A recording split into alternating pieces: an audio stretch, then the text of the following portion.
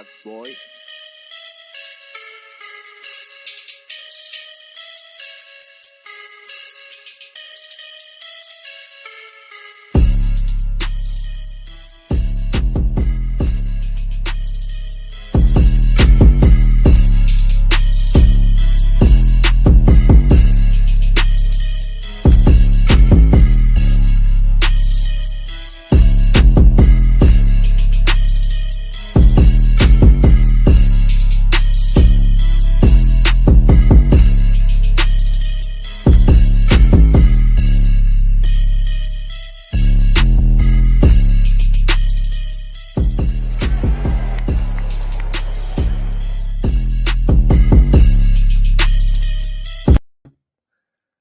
Good afternoon, Miami. In Miami. Happy Friday. Friday. Notice that this time I said good afternoon. I didn't say good morning. It's a good start. It's a good start. That means you had that day nap. You had that little day nap. No day nap. I don't have no day nap. This ain't elementary school. This ain't no kindergarten. No siesta. No fiesta. Well, welcome to episode 5. Episode 5. Brother. We got 5. We got 5 already. 5 clips on this. What's up, man? We got 5 clips, man. So, welcome to episode 5. Today we got a lot of things to talk about. I'm going to see if Tyreek is actually on time or if it is true that he has turned to Cuban time. So we're going to see. I do not see him up here yet. Yeah, he ain't on yet. Mr. Poseidon. What's good, my brother? What's up, Poseidon? We on right today. Not really. I was actually still in Cuban time. It's 7:03 right now. No.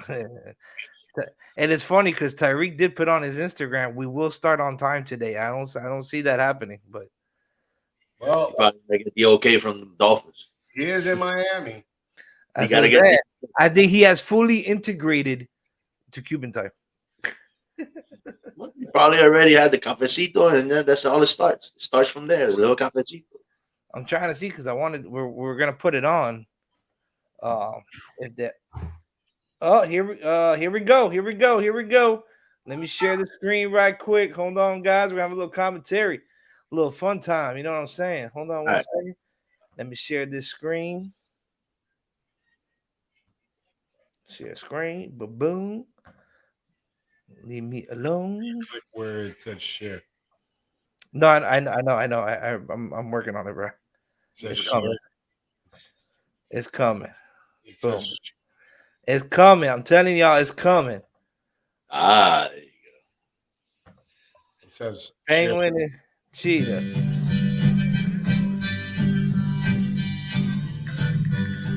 We need that beat on our intro. Okay, let me know. I work hard when I ain't on the phone. This ain't a home, this ain't a phone. Grind never stopping, I'm keeping it cold. I'm locking the door with the holy keys. That's not a low budget. Hopefully, you understand. Make me this cold, and I'm talking like no.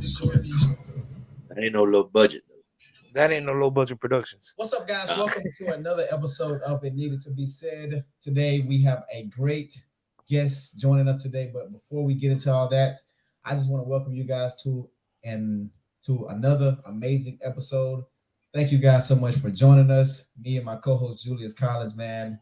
Hey, how you feeling today, man? I'm good, man. I'm good. We're ready to rock and roll, man. We got a special guest for him today. And if you don't mind, could you please introduce our special guest? The one and only, the Penguin Man himself, Mr. Waddle. Jay, what's going on, man? And what's happening? I'm blessed to be here, man. Thank you for coming. Thank you. No problem. Thank you, man. Thank you. It's an honor just to watch you each and every day, to work with you each and every day. But man, I just gotta tell you, man. First time I met you, man, I just want to say, dog, this dude ugly. I always want to tell you that. Like, I know, like you my teammate and all, like heck of a football player, but they always say the ugly ones be the best ones, though. That was the one that said it to you. I said, man, we showed you he was gonna be great. It's always the ugly. He gotta be great. He gotta be good at something. But Jalen, man, thank you so much for joining the show, man. Mhm. Hey, we just got to start this show off right, man. Do you Sure. think you faster than me, dog? Like, let's just start the show off right. It's not just you, though. Like, It's not just me. it's not just you. It's Raheem. Raheem.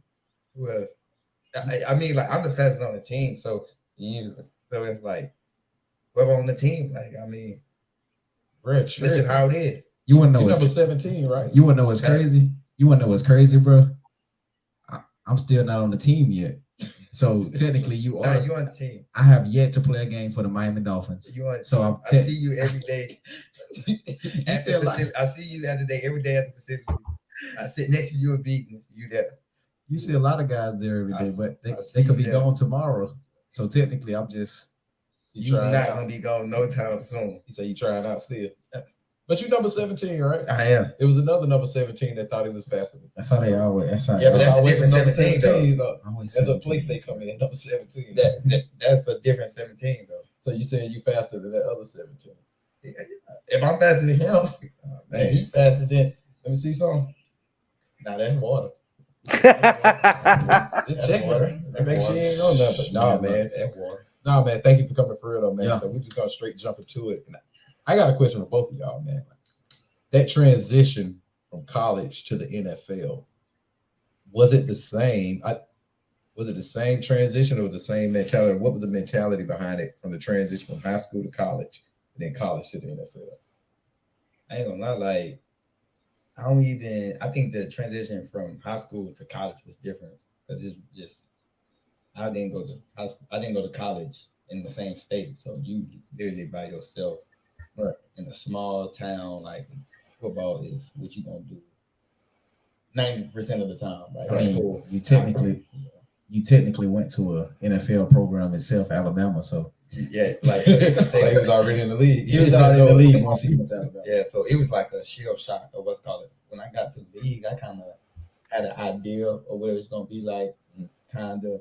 And then when I got, it was like it wasn't like extremely hard because I went to Alabama. I feel like Alabama got me prepared for that next step. What about you, Turk? I mean, for me, man, once I left high school, man, you know, being from the South, you know, it was like flashing lights for me, dog. I was like, yo, I'm in Hollywood right now. Even though I went to JUCO first, but then after JUCO, I went to Oklahoma State. I was like, yo, I'm in Hollywood, dog. So I was like a deer in headlights, you know. So I mean, but I was very excited, you know, just to be a part of the opportunity, you know. So everything came fast for me because I'm a very fast learner. You know, I adapted real quick to the community, the environment. It was all up from there, man. Everything was fun. I had a good time in college, and if I could go back and do it all, I would say no because I feel like I've done everything that I needed to do in college. You know, I had a great time. I learned a lot of experiences, and I wouldn't change it for the world. Now, this whole NFL bid, y'all get some serious paper, right? Right. Y'all get crazy bread. What's the switch up, or is there any switch up? They ain't paid enough. Don't even answer that question. That could be detrimental when y'all when Mother's Day or something come around. You know what I mean? But what's the dynamic of the friendships? Do you lose friends as a result of that? If somebody asks you for some money, be like, nah, man, I'm not playing football for you to fund whatever you want. I'm playing for my family and myself to put us in a better position. How do you handle that? I ain't gonna lie, like my circle very small. Growing up, you know, I had friends. Most of my friends was my teammates. To be honest, I didn't really have that many like outside friends outside of things. So I feel like that always kept me out of trouble growing up because they was always on the same schedule I was on. So literally, all my friends from way back then, they still my friends now. Still talk to me the same. Still say I suck. Still say everything. That's real. Like That's real. I promise you, I can. And same thing with family. I can probably count on my hand how many times my mom told me like "good job" or "West Coast." She always say something, Right. Though West Coast, but that's just how my family is and just how I grew up. So nothing really changed for me. But if I can lend a helping hand and it's for the right reasons and it's not, you know, someone trying to, you know, do me wrong or just because I can give it to them, then I'm all for it. You know, I'm all for it. My mom always told me, I always thought it stuck with me. So it's a blessing to be a blessing. That always stuck That's with real. me. And I kind of, Amen, brother. like for real though. So that always stuck with me. What about you, Reed? Is that a hard concept to have to tell somebody? No. I mean, no, not for real, man. Like once you begin to realize, man, that you are literally out there on that football field, sweating your ass off, you know, grinding, you know, putting everything on the line, you know, for every penny that you have deserved, and it's easy to tell people no, bro. I swear it is all the time, man. Even if it's your mom, man. Like, and I realized that, dog. Like, sometimes I had to tell my mom no, dog, and it was tough for me. You know what I'm saying? But at the end of the day, you know what I'm saying, I had to realize that I got a family that depends on me. I got kids that depend on me. You know, so and as far as my friends, the way I look at it is, if I'm able to give my friends, let's say, $5K each, right, I'm not doing them any good. Right. I'm basically crippling them. Right. Like, I'm not helping them. Like, I'm not giving them the proper resources to go out, you know, and better themselves for the future. Because it's easy for me to say, hey guys, here's 5K right here. Right. Boom, easy. That's immediately crippling them. Instead of me just saying, all right, guys, put together a business plan, or let's me, you, all of us put together a business plan, and let's come up with like a great LLC or something, and let's build this business together, and let's make money together. You know what I'm saying? Right. That's the route to go. Right. But that's the smartest way to do it. But most guys don't do that though. You know, most guys are like, hey, I can give y'all 5K and get y'all out of my hair right then and there. But the way I was raised, man, I'm here to show you how to fish. You know what I'm saying? I'm trying to teach you how to fish. Right. I ain't trying to give you no fish. Right. So follow me to the river. And I'm gonna show you how to fish. I'm gonna show you how to build your rod. I'm gonna show you how to put the bait on there, and I'm gonna show you how to throw your rod out there and reel all the fish in. So that's the way I was taught, man. And J-Dub, man, hey, I look at you every day. You got the correct values. You got the right values, man. You was raised the right way. So I see it in you, bro. Like, you was raised the right way, man. Your mama, she did a great job, my boy. I appreciate that. Appreciate that for sure. You know, I like that question that he asked. I really, really like that question that he asked when it comes to, you know, lending a helping hand for family members or friends. Real question. It's a question because I mean, you got to realize too, a lot of these players, some of them at least, you know, they come from, you know, from nothing. They come from absolutely nothing, and then, you know, to come in with that amount of wealth, you know, coming into the league, it's a lot to handle, bro. Yeah, it's money. Yeah, you can do what you live free, but a lot of them go broke. A lot of them have a big circle. And a lot of them have a big circle. So it's cool that he asked that question and was like, yo, you know, like, how do you handle it? Because, you know, I've witnessed it, you know, I work in an industry where I handle money, and, you know, a lot of them do go broke. They're misadvised. You know, people take advantage. All these things, you know, come into factor when you have that type of money. Like, you hear those lottery, like the famous ones are the lottery ones, where you have people that come out of the woodworks. So imagine you being somebody with actual stature, with fame, with the amount of money you have, the endorsements, all these things, and then you get put in this position where you can help. Like you know, like Waddle said, it's a blessing to be a blessing, but you got to also keep in mind that there's people that are going to take advantage of that. And I like that he asked that, and I like the response as a young player that he gave. You get me? It's not about handouts. It's about, like Tyreek said, teaching you how to fish. Yeah, that's the best. That's the best one you can do. Yeah, bro. It's the best money you can do, because you're teaching somebody. You're gonna teach them how to sustain it, not just earn it, not just give it. Because you're gonna cripple your friend, but you're gonna teach them how to grow from that. You see what I'm saying? I don't know. They still go broke. Some of them do, bro. And like I said, bro, a lot of them is, you know, mismanaged, Sometimes too, it's bad advisors, bad business advisors, advisors. bad agents. You know, a lot of debt. Naturally, A lot the of ones debt. that take A over lot of them the money. borrow.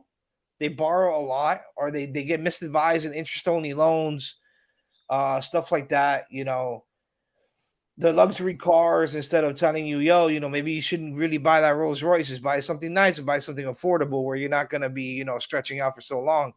So like I said, like, you know, these agents too, some of these agents, you hear horror stories about that, you know, not paying certain bills, and then there's tax liens and all this other craziness. So like a lot of it goes into it, even though you have all this money, a lot of it goes into it. So you got to think about all these. Even as fans, we don't think about it. We're like, oh yeah, man, this guy's making all this money, X amount of dollars, but you don't know what goes on behind the scenes. You see what I'm saying? So I like that aspect. You don't know what they got planned for that money or what they're using. Exactly. Like Tyreek said, you know, I got a family to feed. You know, I got kids to support. You know, you got to put those kids through college. College ain't cheap. Hell no, bro. College is not cheap, bro. So, you know what I'm saying? Like, even with all the money he's making, and you know, all that money that he's making, it's still is you know, it only goes so far. So, you know, I like that he asked that question. What's going on, Iceman? I see you in the comments. What's up, bud? What's up, Let me go back onto this. Let me go back onto this podcast here. So the parents. It's dope, man. It's dope. So yeah, man. If you don't mind me asking, man, since we on the subject of parents, man, tell us about how you grew up. You know, how did you get into football? Basically, who's your greatest inspiration as far as like family? I'm not talking about outside role models. I'm talking about who's your greatest inspiration. So me, I grew up southwest side of Houston, Houston, Texas. I'm pretty much the area which you make it. I mean, if you want to be with the wrong crowd, you can be with the wrong crowd. If you want to be, you know, stay out of trouble, remember, you can do that. I always took the athletic route. There was a lot of violence and gang banging and all the stuff in any other hood. Right. Grew up, single mom, 3 sisters, youngest of 4. My dad was always in my life. He stayed on the other side of town. He was always there. But yeah, getting into football was something that, I mean, everybody do. That's just something we did in the neighborhood. Right. Pitch up tackle, 2-hand touch, what's it called? Them boys was like, I always played with older people. Like, I always wanted to play with the older boys. And I like the thing in the hood, like, you do not want to get picked up last. If you picked up last, it's oh yeah. Everybody know about that being in the hood. Well, it's like picked up last. Oh my goodness. So I ain't gonna lie, like getting picked up last was like the worst thing you could. Like, man, he want to play. Like, so it was always like that aspect of like playing with the older kids, and that's when I playing with older kids. I learned how to shake and had to. So it's always been part of my game and everything. But I've been playing football since 3-4 years old, so it's always been a part of me. Right. Well, the way I look at it is, man, for you, man, like I've got a chance to be around a great amount of talent, especially fast guys, right? You know, I feel like what really makes a fast guy different is his mindset. You know, like I said, I get a chance to go out and watch you practice every day. You know what I'm saying? The way you approach practice, your unselfish mindset, you know, the way you are disciplined, you know, you're a very hard worker. You know, it speaks for itself, my dog. So I just got to say I commend you on that. You know, I played with a lot of fast guys. Yeah. You know, and like what makes a fast guy different is his mindset. You know, and that's kind of the same way I am. Like I don't make no excuses for nothing. You know, and it sounds like your mom did a great job with you and your sisters, just raising you guys to don't make excuses, dog. Because if you make an excuse, you know, that's basically not going to change anything, you know. So you just got to deal with adversity. You just got to face adversity basically at this moment, you know. So, bro, I promise you, if you keep this mindset, bro, you're gonna be the highest paid receiver coming up, man. I promise you, your time gonna come, big dog. You know. Now I gotta say something about. Oh, go for it, man. Go for it. Cheetah. Like, get it out there. People don't know about like just him being in than a teammate before we met, before we, you feel me, chopped it up, before what's called anything. So like coming out, they always, I don't know why I never said it. I never what's called coming out. They always want to be like, oh, who gonna be like Tyreek Hill? What's called, but they always like try to make, oh, who gonna be the next Tyreek Hill? They always try to put that like label on as like the next fast receiver, right, coming in the draft, right.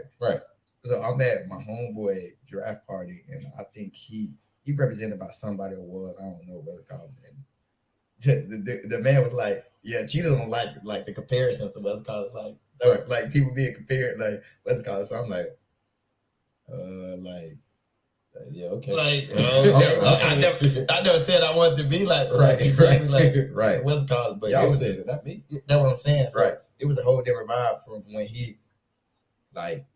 from me meeting someone that's like part of the camp, and then actually like meeting him, and he had totally different. Because I'm thinking like, oh, like it's not like smoke or anything. But I'm like, oh well. Feel me? He don't want nobody. You thought he was gonna be a diva? Yeah, like you feel me? When I say you can say it. When I say this, I would say what we think is straightforward. It needs to be said, man. Go ahead and say what you gotta say. When I say complete opposite, like I'm talking about real since before we stepped in Miami, like what's it called, like, and that's just how it's been. Every question, anything I feel me need, ask, be like, why you did that? Any question I need, you feel me? He gonna feel me? That's like, and that's just a short time of us being together. So I feel like that's real and that's authentic just in itself. Like he could be, you feel me, like that, like, you feel me? But I'm talking about complete opposite of that. So that's real. Like, man, look, I said this on episode 1, man. If you love the game the way that you say you love the game, you're gonna do everything that it takes to elevate the game, right? Right. You know, so that's the way I look at it, bro. Like, I'm human. It don't matter if I'm the highest paid person in the NFL, bro. Like that, all of that's cool. But guess what? All of that shit go out the window once you got to line up in between them lines, dog. Sure. You know what I'm saying? I still got to go into the meeting room with those guys. I still got to practice with those guys. I still got to travel with those guys. All of that shit plays into a part of me being a great teammate, dog. So that's the way I look at it, man. That's real, though. That's real. And that's how we gonna win the Super Bowl. That's the way I look at it. Because I'm here to win, dog. I ain't here to do nothing else. You've been Alabama. Alabama don't do nothing but win. That's right. I got a question though. Like, I know both of y'all started playing football at an early age. Right. Y'all barely taller than me. Right. I ain't saying that to discredit anybody. Sound like Kevin Hart now. Nah, look, man, look. He be like 5'1", ain't it? He like 5'1", 5'3". I'm like 5'9", but like I knew I was too small, right? I'm not fast as y'all, and I don't like to be touched. When did y'all truly fall in love with the game? I know you said you played since you about 3 or 4. I know you've been playing since you was I'm probably gonna let Jalen answer that one first. If I'm just being honest, being younger, bro, I hated football. He was raised by his mom. That's why. I hated getting Don't touch my baby. No, I hated getting Don't try to tackled. do it. I hated getting tackled. Like when I say hate getting tackled, that's why I used to run so fast. I hated getting tackled. Fear of getting tackled. Man, scared of I was contact. I just like when I got to middle school, when I stopped being scared of contact, like I literally not with none of the contact like at all when I was younger. When I got to middle school, I finally like got over like not getting tackled like the class. I promise you, like that shit crazy how like shit worked. But I think I finally fell in love with the game. Probably ninth grade. Okay. Ninth grade when I seen we had 2 like top 10 recruits in the class ahead of me. They made it to the league? Yeah. Marvin Wilson and Walker Little. Yeah. I'm talking about schools up there every day, like whatever what's called. And my mom took me out of school in the West Coast. She took me to a private school on the other side of town. So I seen them schools come up there every day. I'm like, oh, I want that. Yeah. You want that attention. You want what they got. Right. I want that. Like that's when I was like, that you can get and then go. I ain't. Yeah. That shit just like it click like it's crazy. It's crazy where football can take you, bro. Right. Like just take you off the playground and take you to University of Alabama to make. Poseidon, let me ask you a question. Were you scared to get hit? What do you mean scared to get hit? Like the fear of getting hit. Like when you first start playing tackle, you get a little. Ooh, I don't want to get hit. You know what I'm saying? That's why you got to make a miss. I like that. I like that. Yeah, we gotta get that trademarked. I like that. That's why we gotta make a miss. What about you? What about you, Willie Bateman? He played for Pasquale, so they don't know nothing about that. Yo, I ain't gonna lie, man. Yo, there was one person I Play would. baseball. Yeah, I'm not gonna lie to you. There's only one person I was scared of getting hit by. That was Sisu. Sisu, the guy that lives right behind y'all. Oh yeah. That dude, bro, I did not want to get hit by him, bro. Yeah, I remember one time we played in the park, man. They hit me so hard, I flipped. I was like, nope, I'm good. I couldn't walk for like 2 days. My back. I went back on IR. What's going on, Q? What up, Q? What up, Q? What up, Let's Q? get back to this podcast. It's funny. Happening. It's crazy, bro, how football works, bro.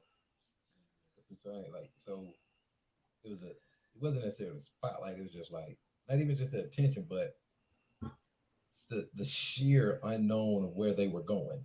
Have people want them to actually go to that school and represent that school on the field and play at a higher level, right?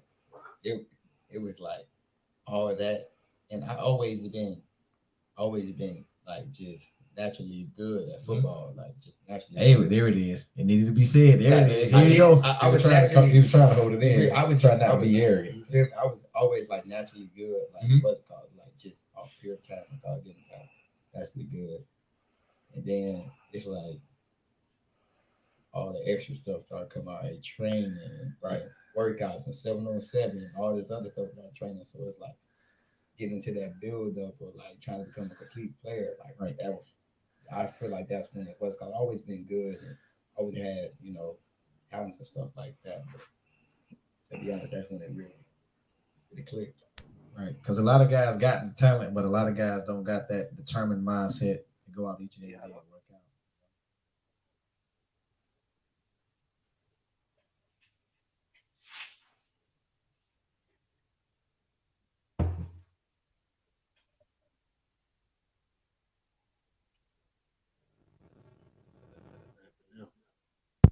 Man, if you got all three of them, man, the world is yours, bro.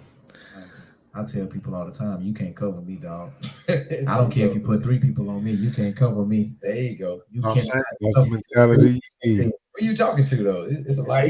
Yes. Everyone in the whole entire world, mamas, grandmas, DBs, all across the world. So he just said to the DBs, linebacker, safety, he'll score on your mama and your grandma, and your auntie, and your uncle and dad. Everybody, man.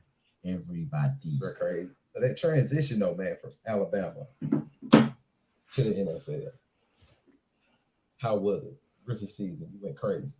Oh yeah, let's get into it. You went crazy. So like 1,000 yards and Quan Bowden. Yeah, let's go. So like it was all learning. I'm coming back off of injury. Coming back off an injury, and I haven't really played a game season in a minute. Right. So I get to the training camp and it's like a whole different what's it called. Like I'm just gotta get back into that mode with soreness and what's it called, come back off of injury and all that other stuff.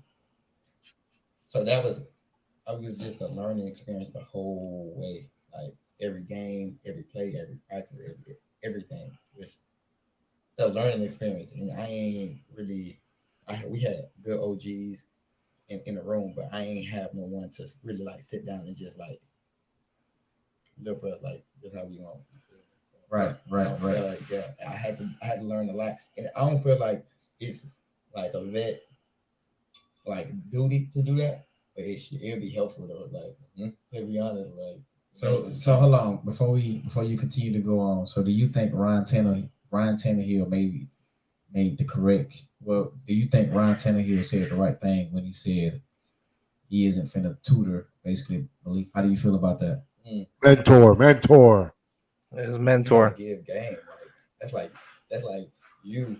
Like I'm asking you, man, why you do that right there? And you like, Yeah, leave me alone. Yeah, like man, leave me alone. Like, you feel me? Like competing. You want my seat? Okay, I get it. But go ahead though with you feel me? Like you got to give game, and especially being like an older guy. yeah, you gotta elevate the game, man, for sure. Feel me? Like I get it as a business competition, but like, like Yeah, I feel like if you good, you good. facts. Like if you good, you good. bet on yourself. Like Bet on yourself, bro. I can tell you all the information. The only thing it's gonna do is just help the team be better. You know, and if they trade me or cut me, it's 31 more other teams out there who's looking for a fast motherfucker like me. So it needed to be said, man. Don't be scared, man. Shoot your shot. So it's not a situation of, and I know you said Tyreek, he pretty much mentor you. If you got any questions for him, you know how he is by now, right? Like you said earlier, people had painted him a certain way in your head, but once you actually got to meet him and sit down with him, sharing lockers next to him or whatever, just like that's not who this guy is, right? man, ask me like DM me like what's your number, like you feel me? Like, So he reached out to you. facts, like Come on, man. That's how I get up, bro. You know where we from, bro. We from the South, bro. Yeah, like, I ain't got time for this. Like we all human. We all gonna pass away one day, you know. So, and for us, our job is to play football. So we all want to win, man. You know. So no pride is involved in anything. I don't care if you was a 5-star. I don't care if you was a 4-star. I don't care if you was a no-star, bro. Drop all that pride aside, bro. You know. Because it's really going to benefit the team in the long run, you know? So that's all good so far. Now we're going to dig into the details. Y'all two young, rich guys. The women. Oh, we love the women, man. How's it going with all shapes and all sizes? When I say how's it going with women, the difference from high school to college to models. I ain't gonna lie. How is that bit? Like, is it crazy? Like, I was just talking to this other chick who looked like trash, and now it's just like, yo, I can have my pick whoever I want to. How does that switch up? That's for both of y'all, man. Like, how I ain't does gonna that lie, switch bro. up? Coming from KC to Miami, bro, it's like going from motherfucking Kansas to Columbia. I ain't gonna lie, man. It's crazy over here, man. But you gotta know, you gotta know how to manage it all, though. Right? You gotta be smart with it. You know, for me, I got 4 kids. Right? I feel like I done lived the game. I done dealt the game. You know, I done been out there. I done had my fair share of having fun. You know, so for me, man, I'm here to work. I'm here to have fun and just do my thing. And if an opportunity pops itself off, it pops itself off. Right. You know what I'm talking about? Because I am the cheater, baby. That's what we do. Miami/Columbia. You're gonna change the name of the city. I got you. It's crazy down here. I ain't gonna lie, like for me, so I grew up in Houston, so it's action, it's emotion out there already. Like, right. Then you go to Alabama and people don't even know, like a lot of people from Alabama don't even be going to Alabama. Like it's a whole bunch of people from all over the country that get into the university. And then people from Cali there too? Everywhere, like everywhere. So it's very diverse. Like so it's motion up there. Right. And it's all in a short zone because I mean UA almost the only thing that's in Tuscaloosa. It's outside Alberta and West Side and all them others, but like UA though. Right. So then you come to Miami, like, and there's like you can go to the grocery store. That man on the hunt. You can be on aisle 5. He said, man, looking for coconuts and coconuts. Hey, you don't even be looking. It's just there. Like you don't even got to be looking. It's just there. Like you hunted. It's crazy, bro. You can be in PetSmart. He said, man, somebody walking in PetSmart, walking a lizard. and real deal. A stepper. She a step out. She a stallion. Great. So hold on, I got a question. Yeah. I'm gonna piggyback that. So being in the field that we are in, you know, in a different tax bracket, obviously. If you were to date a woman, does that woman need a job? Do she need a job? I would say so, and not for necessarily the reason of like money reasoning. Right. I say to keep her like not so involved and have her own separate life outside of me. Feel me? Like her doing her own thing and not And I feel like if not just a woman, if anybody just don't got a job to stand at home, they just gonna complain about any and everything. That's gonna make Facts. where there ain't no problem. Yep. Hashtag water can waddle his ass on because them girls finna get you, dude. That's just how I feel. No, that's facts, man. It's not just so. It's not even money purposes. Like it's just you, so you can have your own vibe, your own emotion outside of me. Where if things don't go how you feel me? I feel it. It's not that much of you. Like you feel me? I get it. My whole life. I get it, bro. So it's like one of them situations. Nothing is more beautiful than an independent woman. I'll tell you that right now. That if he do come home, Right. and his wife is like all excited he's home and she's been home all day. Right. He walks in, hey honey, how you doing? She's like, oh baby, I'm great. What you been doing all day? Yo, I'm just been home all day. Right. Instead of he come home, ask his woman, hey babe, how you doing? She's like, babe, let me tell you about work, man. Right. Crazy day. Right. You know what I'm saying? Like I get what he's saying, man. So you prefer to have the latter of my day was this way. You come on to a woman that can tell you about how her day was at work, right? And you can do the same thing. Exactly. Right? I mean, y'all NFL superstars, y'all don't want a woman to sit home, Bro. chill, Nah. make sure the castle is straight, just come home, go enjoy life. Bro, I'm gonna tell you like this, bro. I've learned that a lot in the NFL, bro. And we're really about to get serious real quick, man. Sure. So if I ask you, bro, how did your wife fall in love with you? Can't tell you that on here, boy. Cheat code. Cheat code. Cheat code. Nah, for real though. Nah, for real. Get serious. Tell me cheat code. Nah, for real. I'm telling you the truth. Cheat code. Can you tell me what Razor day? Ramon. Huh? Can you tell me what day your wife fell in love with you? Exactly. I can't. I really believe. Or can you tell me how did your woman fall in love? You know with what? you? I don't want to answer this because you know she's gonna get credit off this and she gonna hold it over my head forever. But I really think like she fell in love with me off the top, like before we even started going together. Like dead serious. It definitely wasn't the looks, right? Come on, man. You know what? I'm out of my league with her. Ain't gonna trip. You see my wife? Ain't it? She bro. I looked up. Right. I looked up with There that you one. go. You know what I mean? And just we met in law school, so it was just a natural connection. Like she didn't even know me, bro. Right. And I'm gonna hold it over her head. She was all up on me. She was sitting between my legs. I don't even think she knew my last name at the time. But I'm saying though, how do you know It was she the actually conversation though. exactly of you like actually caring about her, right? Correct. Exactly. You're right. So You're right. like as a man, like me and J Dub, bro, like we want to actually hear about what our women are doing during the day. You know what I'm saying? We don't want to come home and just hear about you washing dishes or just you taking 20 poops in one day. I don't know. Shit. Right. What you been doing all day? What she been eating? She taking like because like I actually feel like for a woman, right? Mm-hmm. And I may get counseled or I may get, hey, you're not saying the right thing about us. For a woman to actually fall in love with a man actually has to care about, you know, her well-being. You know, so if a man come home and let's just say, for instance, I'm dating this girl and I've been having a rough day. And I come home and I be like, hey babe, how was your day? You tell me about your day. And I'm not even worried about my day. I'm more focused on her. Right. She gonna be like, oh, that's him right there. Yeah. Like I can see it in his eyes. He's had a hard day. Right. But reality though, like he's worried about me. Right. You know what I'm saying? He's giving me that like I can go to him and just tell him how I feel, even though he's having a hard day. So I just feel like for me, man, the situations I've been in, the entanglements I've been in, how to get women very submissive.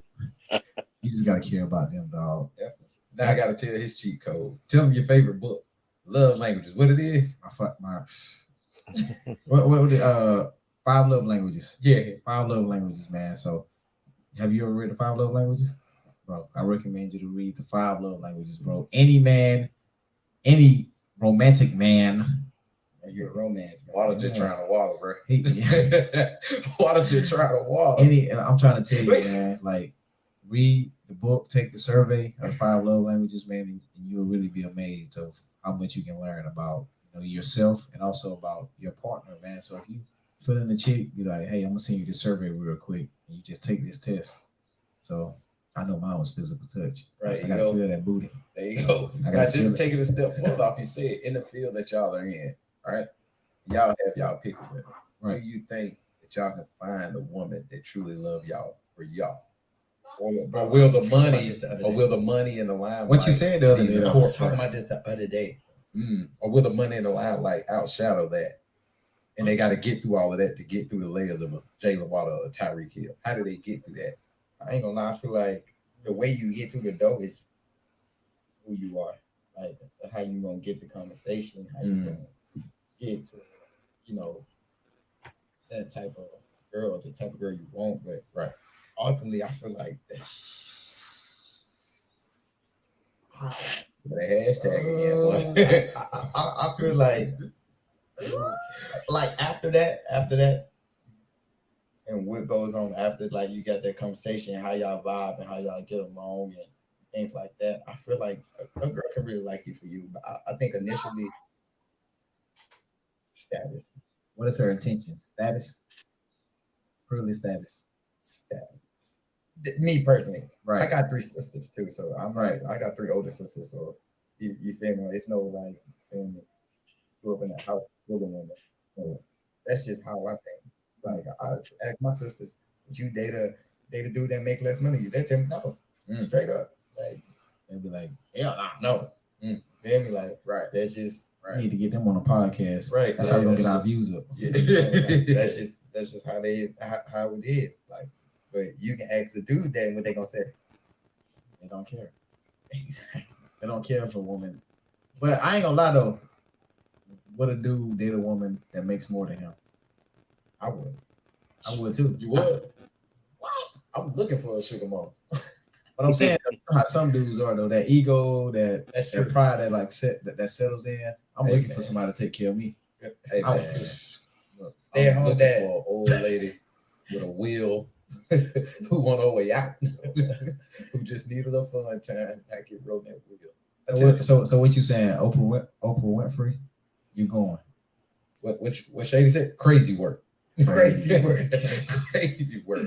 Nah, man, but I'm Whitney Williams. Like you really can. I feel like that's a big myth when you talk about women who are with athletes.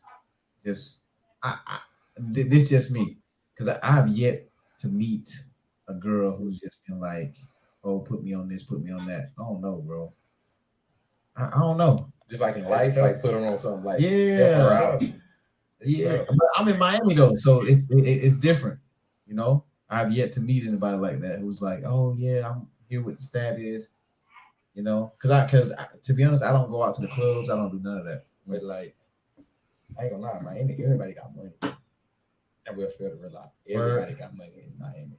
Like, you might think, bro, average Joe over there, he stacked up. He got 200 followers on Instagram. Like, you just how much money? Right. Like, everybody got money. Like, right. Everybody. So that's a hard concept for y'all to get past. Like, I know you said you never met anybody like that. Bro, for real. But your first year, did you encounter that? I know you just finished up your rookie year, right? Did y'all both encounter that? Like your first year was like, oh man, I'm in the NFL, I'm gonna go crazy. And the chicks are like, yo, I want this bag, I want that bag, let me get this. How was that? I'm not like a big like sugar daddy type. There you go. Yeah, I ain't gonna lie, I'm really not. Like, I ain't into like you finna get no Birkin bag. I ain't you feel me? I'm not on the future wave. I ain't gonna lie. Right. I'm not on the future wave. Like to be honest, I'm more into let's go do something active. Let me really get a vibe off you more than straight up, Iceman. Straight up. Not paying for time, like, but that's how you just keep them around type stuff. Like I'm not real big. If I really buy you something, I feel like that's a big step. I ain't gonna lie. That's a huge step. That's a big step. That's a huge step. That means that basically we're dating. Right? And I don't want that. Not yet. Not yet. I don't want to date you. Like you can't force me into that. I feel like that's a big step. And I know if she think more of it than I do, then it's gonna be a problem somewhere. So I'm like, well, why you buy me this? Right. I just feel like, and like I said, I may get canceled for this again. I just feel like this. If I buy it for you and you can't buy it for yourself, then I'm not the one for you. You know what I'm saying? Say that again, bro. Say that again. A lot of people gonna miss that, Bro. They want stuff that they not just women, just people in church. They want stuff that they can't afford. They want other people to get it. Like, say that again, bro. If you want something and you want me to buy it, then I'm not the person for you. You know what I'm saying? Like, I'm not finna no. Like, if you can't buy it for me, then I'm not finna buy it for you. You know what I'm saying? That's real. If you want a $5,000 Birkin bag and want me to buy it, but you can't even buy me a $5,000 ATV, then I'm not the person for you, dog. Right? Like if I'm gonna be spoiling you, you gotta be giving me something extra. Like I don't know what I need, but I'll think about it later. There you go, get yours up out of. I'm gonna get mine up off you, baby. Because some guys believe in spoiling their wife. I feel like that's your. If my wife, she get everything she want. Exactly. Everything she want. Okay, then. You can have a whole bank. You gotta build up to that. You gotta build up to that. You gotta know about the whole bank. Prenup. That's what I'm talking about. That's what you get, right? Yeah. That's prenup. That's about that little nub. No, so I got two of the fastest guys in the NFL. Right. Two of them. Blazing. How does this season look? The Penguin and the Cheetah. Ain't gonna lie, on the field together. How does it look? The defense, that's scary. I ain't gonna lie, like from small glimpse of like 4 or 5 times on the field together, like it's been nice. I didn't want to say too much, like put extra. Yeah, it's been nice vibe. Like everybody. Yeah, I'm just glad I came here, man. Nice, you know, Miami is a great city. You know, playing with Tua, playing with J-Dub. You know, also playing for Coach McDaniels. It's gonna be a fun year, man. That's all I gotta say. It's gonna be a heck of a year. You know, and expect a lot of speed on the offensive side. You know, defense gonna be defense. They're gonna do their thing, but it's gonna be a crazy year this year for a lot of people in Miami. Especially, it's gonna be a lot of people taking their words back on what they said about Uno. So, what are you talking about? Tua. No. Who taking their words back? Let's say it. Reporters. I mean, I really can't. I'll just name point and just say that. But I'm saying reporters, analysts. Twitter trolls, all those people are gonna take their words back on what they said about Uno, man. I'm just gonna be sitting there eating my popcorn like crazy. Yeah. Hey, look, that's what I'm gonna do though. I'm gonna create a media account and then I'm gonna troll people. Right. Me and J-Dub gonna create fake Twitter accounts. It'd be so much I be wanting to say. Right. How do y'all deal with that? Like, how do you deal with that? Like, you see it. I think it's y'all in practice, but you don't want to speak on it, like you said. It remains to be seen. Y'all's gonna let y'all on the field play shut. Bro, it's just like a horror movie, bro. It's just like suspense, bro. You gotta get that build up, you know, just like all of the clips they've been releasing and stuff like that. You just can't show it all. You know? Like that's why I really believe they like showed that clip of Tua underthrowing me, you know, just to get people talking because they really know what Tua capable of for real. Like there's a plan behind everything, bro. Right. That's the way I look at it. I don't know. What's your name, Jay? They got a plan, trying to bury the man. I ain't gonna lie. That boy looks scared right now. He's scared. That boy's scared right now. Always look to this, and you ain't gotta give us everything. Tua last year, going into this year, how does he look? I'm not gonna sugarcoat what's called it though. It's been him. Like he been that guy since Alabama. Since Alabama. Like he's been that guy. He's been the same guy. He's gonna come in consistent, accurate, gonna make the throws he's supposed to throw. He's gonna show out, be a great leader. He's gonna do all that. Like so it's no big, like big. I'm not seeing no big like when the plays he be making in practice. Yeah, so it's nothing new. It's like I've been seeing like it's like I'm gonna be happier when everybody else get to see it. Oh man. When everybody else get to see what I already know who's been like, so I'm just excited for that, for not even for me, but for him. Like for him, bro. Like people don't be understanding, bro. Sometimes, bro, like I just like to see other people happy, bro. I swear. I ain't nothing like seeing somebody else happy, bro. Especially like he good. Man, he's a good dude too though. Like one of the nicest people you'll meet. Like for real. So do you think it's want to say I don't believe conspiracies. Do you think it's just an attempt to compare him to the poster child quarterback of the NFL? Try to lower, not necessarily lower his stock, but just try to put him in a position to say he can equate to being that level of that quality or caliber of quarterback. Man, nah, believe this or not, man. You know, in the NFL, they only give you like 2 to 3 years to be a successful quarterback, especially if you're a first round draft pick. And if you don't succeed after those years, then just kick rocks, man. So basically, they don't put 2 into that. You know, I feel like so. It's basically his last year, man, just to show people what he got. Not a knock on anybody. We all know Mahomes inherited a crazy team, right? Oh yeah. Do you think Tua is getting that crazy team to where y'all can go into the season and really just dominate like you did when y'all with the Chiefs? I mean, y'all got crazy caliber players. Oh, that 2019 offense with the Chiefs was stupid, bro. Right. But when I go out to practice each and every day, like I say, bro, I see the same exact team, bro. I swear, as far as explosive, as far as dynamic, bro, we have the same weapons, bro. And maybe even more, bro. Like our running back is what? Our running back run a 4.2. And that's crazy. Whole track meet back there, man. So dude spitting facts. When you add Mike McDaniels into, calling plays. I know Andy Reid is a great man, but when you add Mikey D, man, it's crazy. The way he dials up plays and his play calling timing. That's like I don't even know what to say, bro. It's just crazy, bro. Like I'm just very excited and ready, man. Just let me sit on the sideline and just look at it all. Oh, ain't no way you can just sit on 30 minutes a year, just sit on the sideline. You gotta be on that field. You live on that field, man. That's dope. All right. So again, man, the Penguin. So NIL deal. Crazy. You missed it probably. Crazy. You came out right, not even right in time. You probably left a lot of money on the board while you was in college. Crazy. All right. How do you feel about it, man? Just knowing that you can still go to college and capitalize off of it. And you go into the NFL, granted, you're getting paid, but now the college students that are still there, the players, teammates that you left behind, now they get paid. How do you feel about it? What do you think about that? Is it good? I think it's good. Me personally, there's a lot of people with bad situations coming out of high school. I feel like they got that extra, money to take care of. Give it a little reading room, or give the people a little reading room.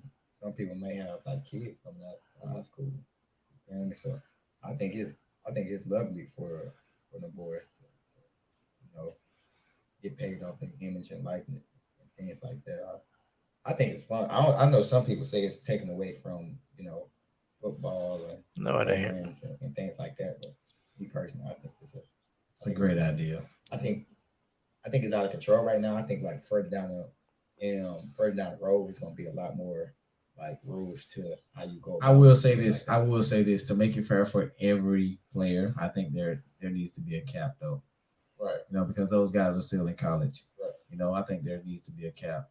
Because there's no way a guy should be making like 2 M's in college. Living a different lifestyle than motherfucking, let's say the quarterback who probably isn't the best player on the team. Right. Living a better lifestyle than a DB going number 1 overall. Right. There should be a cap. Like, hey, you guys can get paid, but you guys can get like $500K. That's the way I look at it, bro. It'd be a different lifestyle for regular. Athletes in college from regular students, though. Right. Because some people don't be on a scholarship. They get paid, so they already on a different mindset. Yeah, they be hating too. They already different mindset as is, like real for real. So do you think it I guess what I'm hearing is that it could potentially pose a problem because in college, not saying that every college athlete is immature, but you got a lot of people who just gonna blow that money on crazy stuff, put themselves in situations. They can be targeted by people because they don't know how to move. And still in college, you're still a teenager most times. Right. The way I look at it is, bro. I don't know. I watched the NFL draft, right? I seen a lot of guys get drafted. Like I seen a lot of guys who didn't show a lot of emotion, man. A lot of guys just, hey, Joe Blow got drafted number 3 overall or number 4 overall.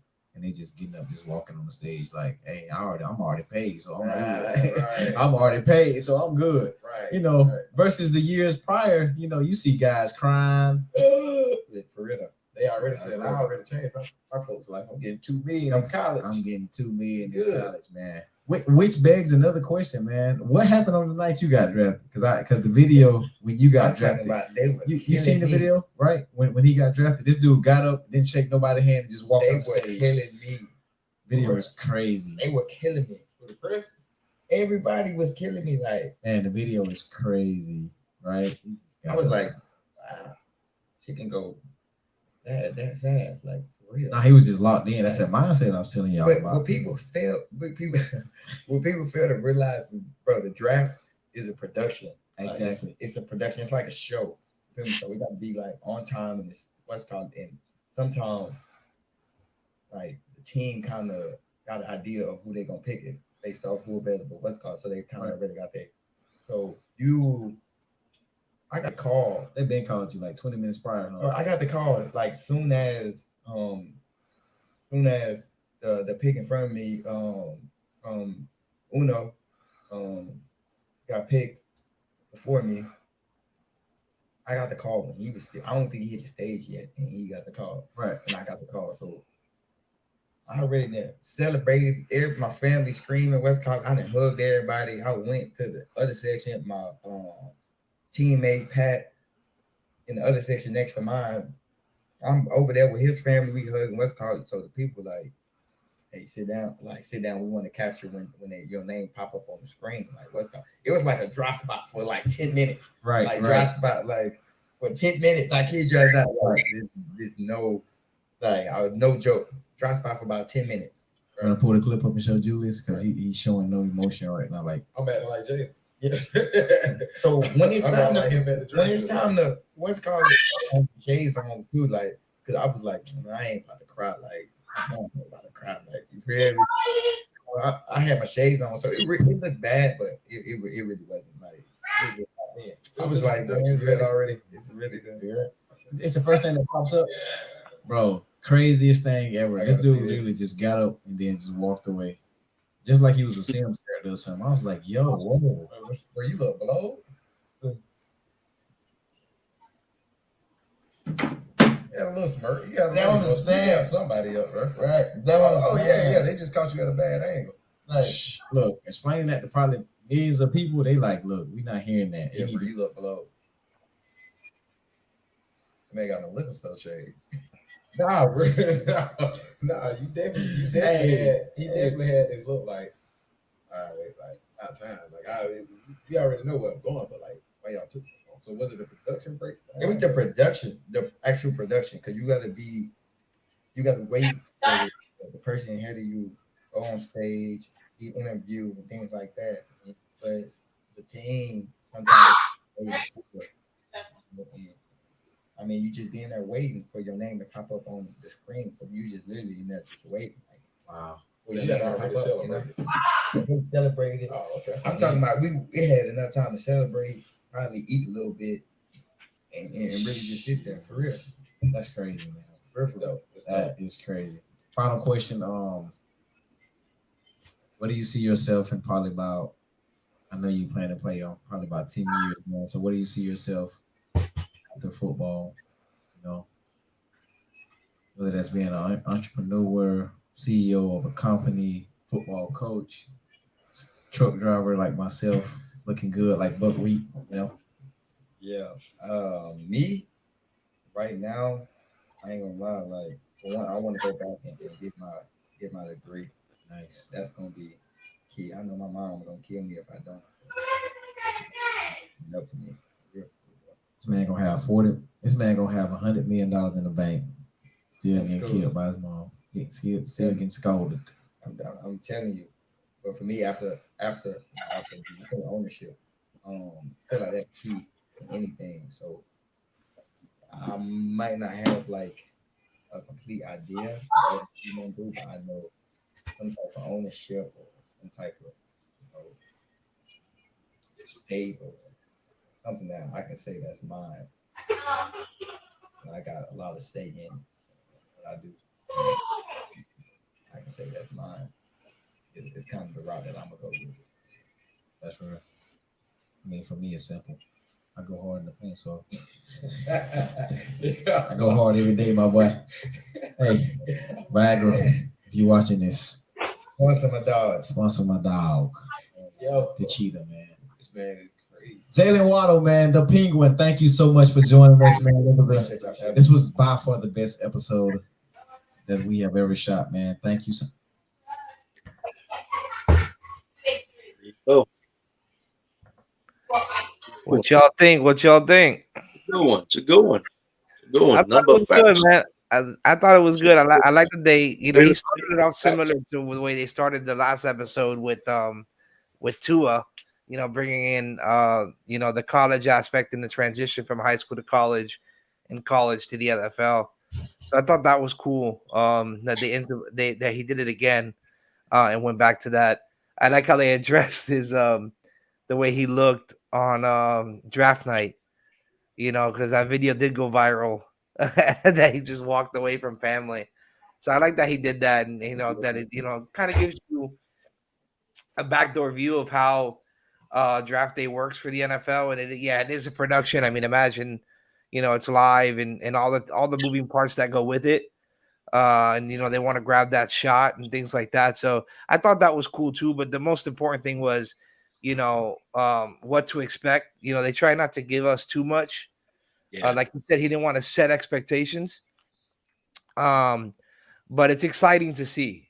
I'm saying training camp's a couple weeks away, so it's exciting to see how they look together on the field. That we're gonna be able to go and witness ourselves. So it's it's exciting, bro. It's exciting time to be in Miami right now, right? Like they said, great things You to can come. tell they're really excited. You can tell they're really excited and motivated to prove wrong, not only for them, but Tua, especially. And this is like the second or third episode that that Tyreek comes out and says that he's a team player and he cares about the team and he wants to win. And it's we haven't had that in a long time here. It's crazy because he compares it to the 2019 Chiefs. I'm like, whoa, that was a nice squad too, though. It was a nice squad. It was a nice squad. It was a nice squad. Right. Why does this guy have to come on our chat right now and start talking all that smack? Gordito, what's good?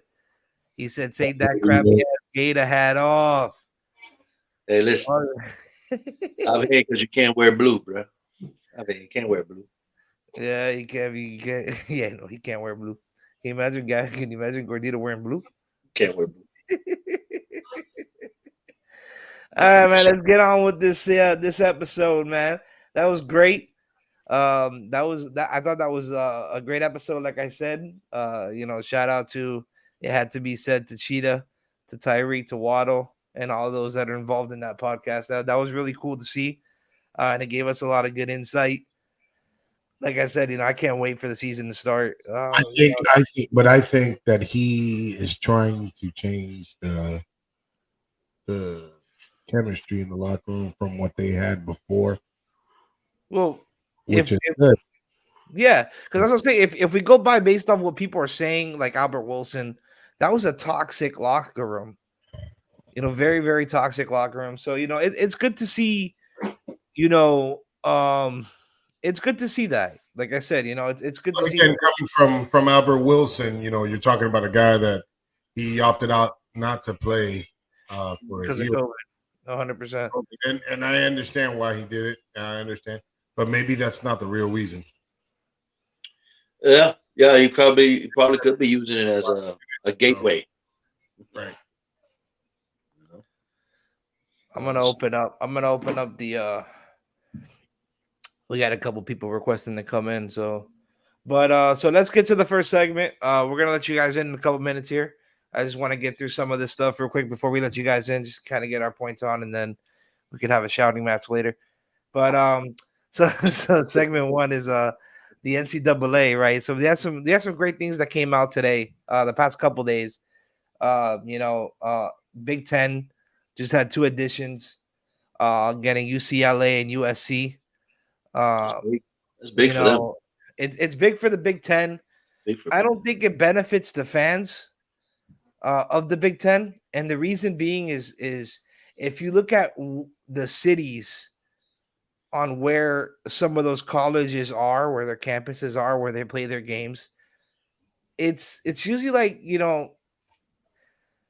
it's hard to travel to Cali from there.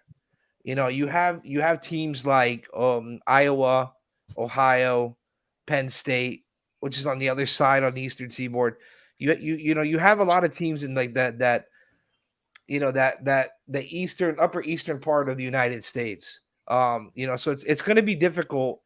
Like, I'm still trying to figure out how. You know what that does, though? That brings money to those other universities. It does, but it does when the other team That's travels. why I don't care about that.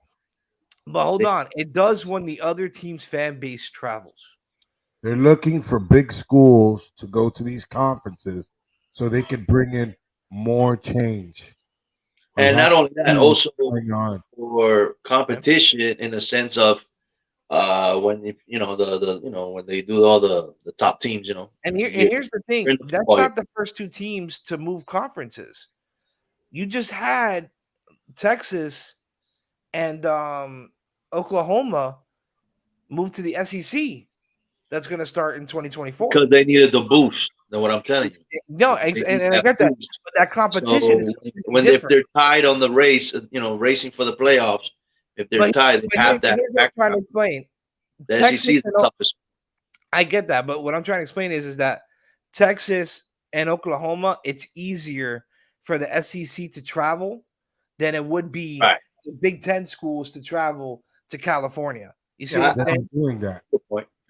They're selling that stuff, but that's not what they're doing. So how are they going to play those teams? They got to travel, either travel to or they travel to them. But don't you have to probably like maybe one travel all the year to travel to like that? One. Don't you have to travel all the time? They'll probably pick one game to travel that far. Don't you have to travel all the time? You do, but for the most part in the NCAA, you'll have one or two, maybe three games that you travel far, but most of it's in that area. Just make sure you check the markets in those areas of what these conferences are trying to sell. Like Texas, Oklahoma, not worried about them. The teams that are moving are teams that are not big market teams, and they're going to these conferences. Notre Dame could be another one that can move. Washington, Kansas. These are not big market schools. They're trying to get into these big name conferences. You can make UCLA a top 4 in the Big Ten. No, I'm going to share something real quick while we talk about all this. USC. You can make USC maybe a top 4 and maybe UCLA a bottom 4 in that conference. But you have good games though in the Big Ten. That makes it even better games though with them. Right. But you still there's matchups that I would love to see. I would love to see Michigan versus USC, and those are good matchups. It's tough. But are you able to see that map by any chance? Yeah. So you see where most of these teams are grouped around. You see what I'm saying? So it's not Ohio, Michigan, Pennsylvania area. Bus and they could travel. They could travel. They ain't traveling on no damn plane. They could get on a damn plane. I'm pretty sure those schools. That shit don't make a difference. Look at the schools it's that not are really for the schools. It's more for the fan bases. Look at the schools that are in that conference. Well, you have Ohio State, you have Michigan, you have Michigan State, Wisconsin, Iowa. What the ACC and the SEC are doing. They need more money, and they're gonna start paying these kids. They need more money. Yeah, true. They need more. Like money. Ohio State and USC it's a good game. That's a good game to watch. That's a good game. That's basically like a bowl game you're getting right now. Pretty much. Yeah, but we'll see what I gotta be devil's advocate when it comes to stuff like this because again, everything's about money. This shit is not. Oh, they're just doing it to do it. No, they're doing it to fill the stands. Okay, I can agree to that. I can agree to that. It is. Money does have a huge factor. TV deals, the Pac-12 compared to Big Ten's TV network, completely different. A lot more money is being generated during those play times for those schools. That's 100%. I do agree with. I'm more concerned about, like I said before, the travel time for fans, because you take away that it's kind of hard, like that rivalry. You take that away in a sense, because the fans won't travel to see those games. And a lot of times when you look at college stadiums, you have a mix of those two teams that are playing, a good mix in those stadiums, usually half and half. Yeah, but it's too many teams. It's too many teams. But now you're talking about a 16 teams in the Big Ten now. There's 16. Well, actually, no, 18 teams. No, I'm sorry. No, 16 teams. Yes. 16 teams in the Big Ten. It's a lot of teams to be in a conference. And now what happens to the Pac-12? There's rumors now that they merge with the ACC, which is going to be interesting too. Because now there's a lot of rumors, like we were talking about earlier. There's a lot of rumors now with the ACC after this big move with UCLA and USC, where the Canes, FSU, and Clemson might break their contracts with the ACC and go to another conference. Huh? Of course, the big market schools. Yeah. So now they're fighting to bringing another school to compete with these schools so that we have more competition. The ACC will be in trouble if Clemson was to leave. I'll tell you that much. Oh, yeah, 100%. ACC will be in very big trouble. Gordito's a trip. I believe that if those teams were to leave, they'll probably join to be in the SEC expansion, but they won't. The Big Ten they still want to make that division a lot bigger, that conference a lot bigger. They want to be a big dog. It's all about money. It's about money.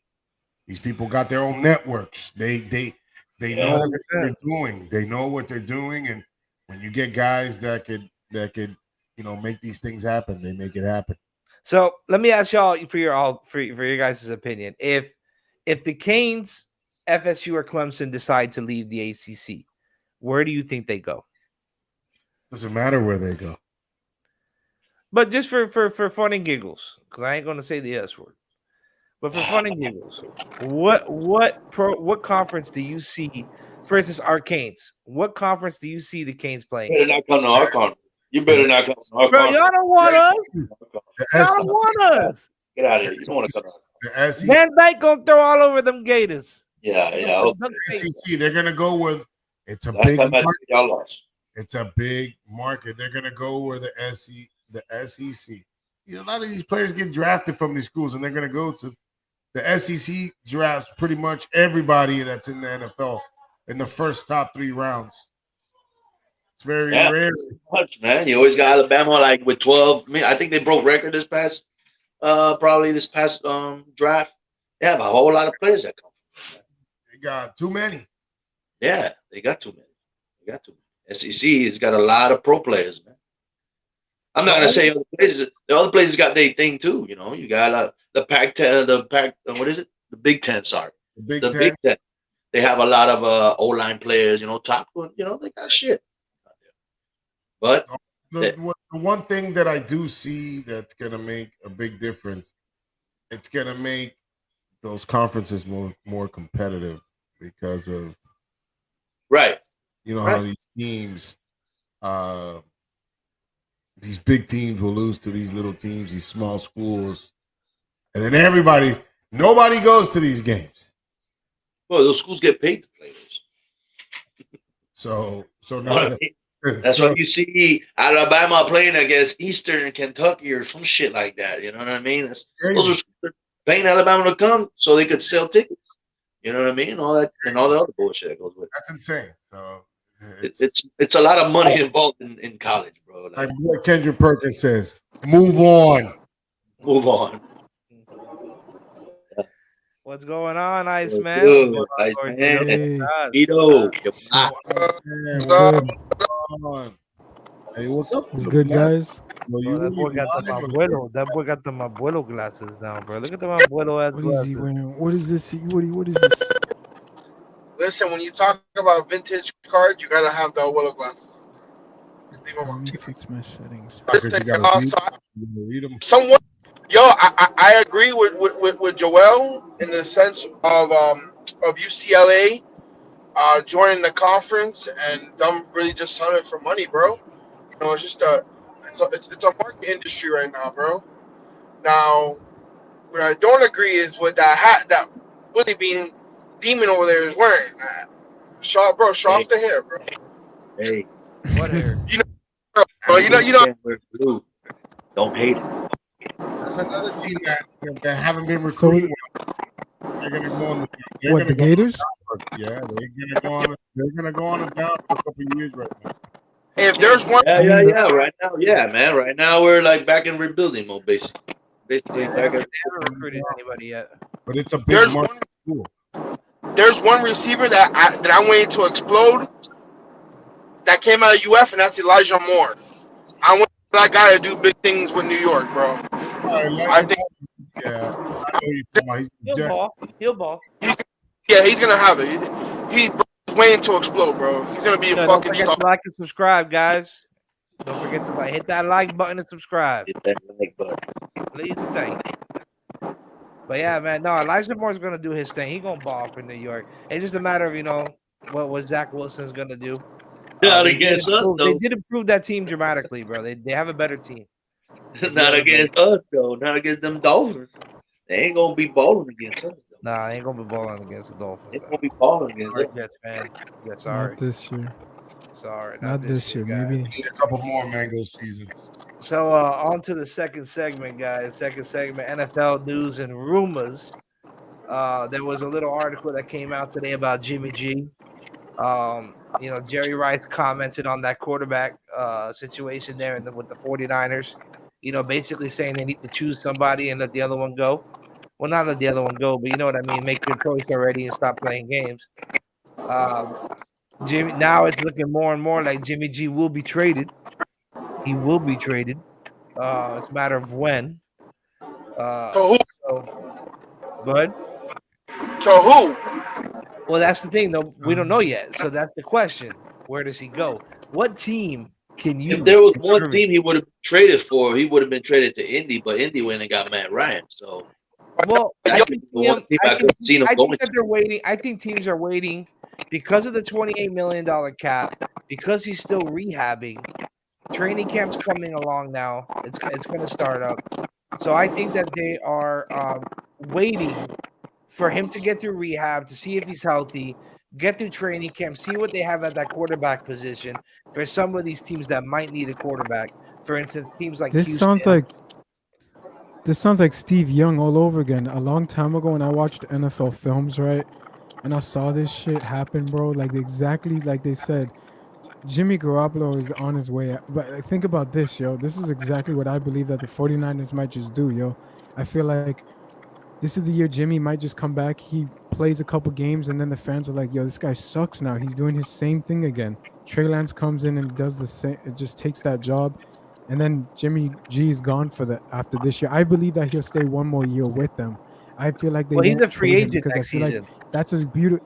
Because that's a script right there for the fans of 49ers. Think about it. They say, okay, we get to see Jimmy G. We just saw him in the playoffs. We got a lot of hope. And then all of a sudden they started losing with him. And they're like, yo, what the fuck? We just brought in all this hope with you, bro. And then all of a sudden Trey Lance comes in and he's like, no fear, guys. It's all good. You guys drafted me. I got you guys. And then the fans are like, oh, shit. Okay, we'll go back to the stadium. No doubt. See, it's like a revenue, like you guys said, moneymaker. They have to have a storyline because it is a business. And you have to have fans in that stadium to come back. They do not want, right now, like you guys said, a lot of fans in the 49ers, San Francisco especially, are probably speculating in their own panels, oh, is Jimmy going to be gone? And then some of them are probably fighting with amongst them saying, dude, he's not going. He's the guy that took us to the playoffs. What the hell are you talking about? And the other guy's like, yeah, but he might get injured and we might have Trey. And there's so much going on that I really do believe that's a beautiful storyline. That right there is just a storyline. That's probably the only scenario people getting traded. Somebody getting hurt. They can't be that dumb. They can't be that dumb this year and trade Jimmy. Who is he gonna go to right now? I feel like a couple teams get him. Don't get me wrong, yeah, but they're not gonna trade him this year. Who They can't. They can't. wants Philly. Drew ain't it. Drew Lock ain't it. He's going to Seattle. I guarantee it. going to To Seattle? Jimmy? You're gonna trade in the same division? I don't think so. No. I don't But think you're gonna Seahawks trade just made a trade, bro. I don't feel like. I mean, who else is the quarterback for Seahawks? El Godita? I don't even know. It's him, Drew Jimmy Lock, and who? Smith, Drew Lock, and Trevor Simeon, whatever his name is. Oh, so they really do suck at quarterback. Wow. Yeah, but No. they're on a rebuild. I mean, They're on a No, rebuild. it's They're on a not. rebuild. Trevor Simeon, I mean, hey, that's Trevor just me, Simeon, bro. I who's don't that see third Drew string Lock. there? Jacob Easton, Jacob Eason. That's it. Geno Smith, and Yes, Drew it's Lock. finally, bro. So, The times are Hey, changing. Jacob They've been good Eason for might too do it. long. Nah, bro, they've been good for too long. You guys had Matt Hasselbeck, and then you had Russell Wilson. You guys have been good for, let's see here. You've been good for 25 years. I think that shit is over with. It's a roller coaster. It goes up and down, up and down. You guys had Matt Hasselbeck. It was Steve Smith. Sorry. Matt Hasselbeck and that other guy, Sean Alexander, the running back. Then you had Russell Wilson. So come on. That you guys had a nice 25 years. Congratulations. But that shit is over with. It is our time. The Seahawks need to suck. We need to see the Saints suck. I want to see these teams that have been dominating for the past 20 years suck. That's just Big me. garbage. I'm sick and tired of seeing the same teams. I want the shitty teams to be good now. I want the great teams to be shitty. That's And how that's I want. I don't want another 20 years of that. I don't want to see that, because then in the next 20 years, I'll say, yeah, those teams have been good for 40 years and I've sucked for 40 years. They'll look at me and say, yo, that's not cool. I'll be like, I know. What's the whole point of being a fan, right? See, it has to go both ways. That's just me, bro. It can't have both for the next 20 years. I can't see that shit. That pisses off a lot of fans, bro. We mentioned that It on really the does. other episode where these teams now, after what happened with Miami, it's going to be harder for them to tank. It will be harder for them to tank. So Oh, you yeah, have to, we'll see. now you have to disguise it more, Yep. because if somebody notices Destroyed it.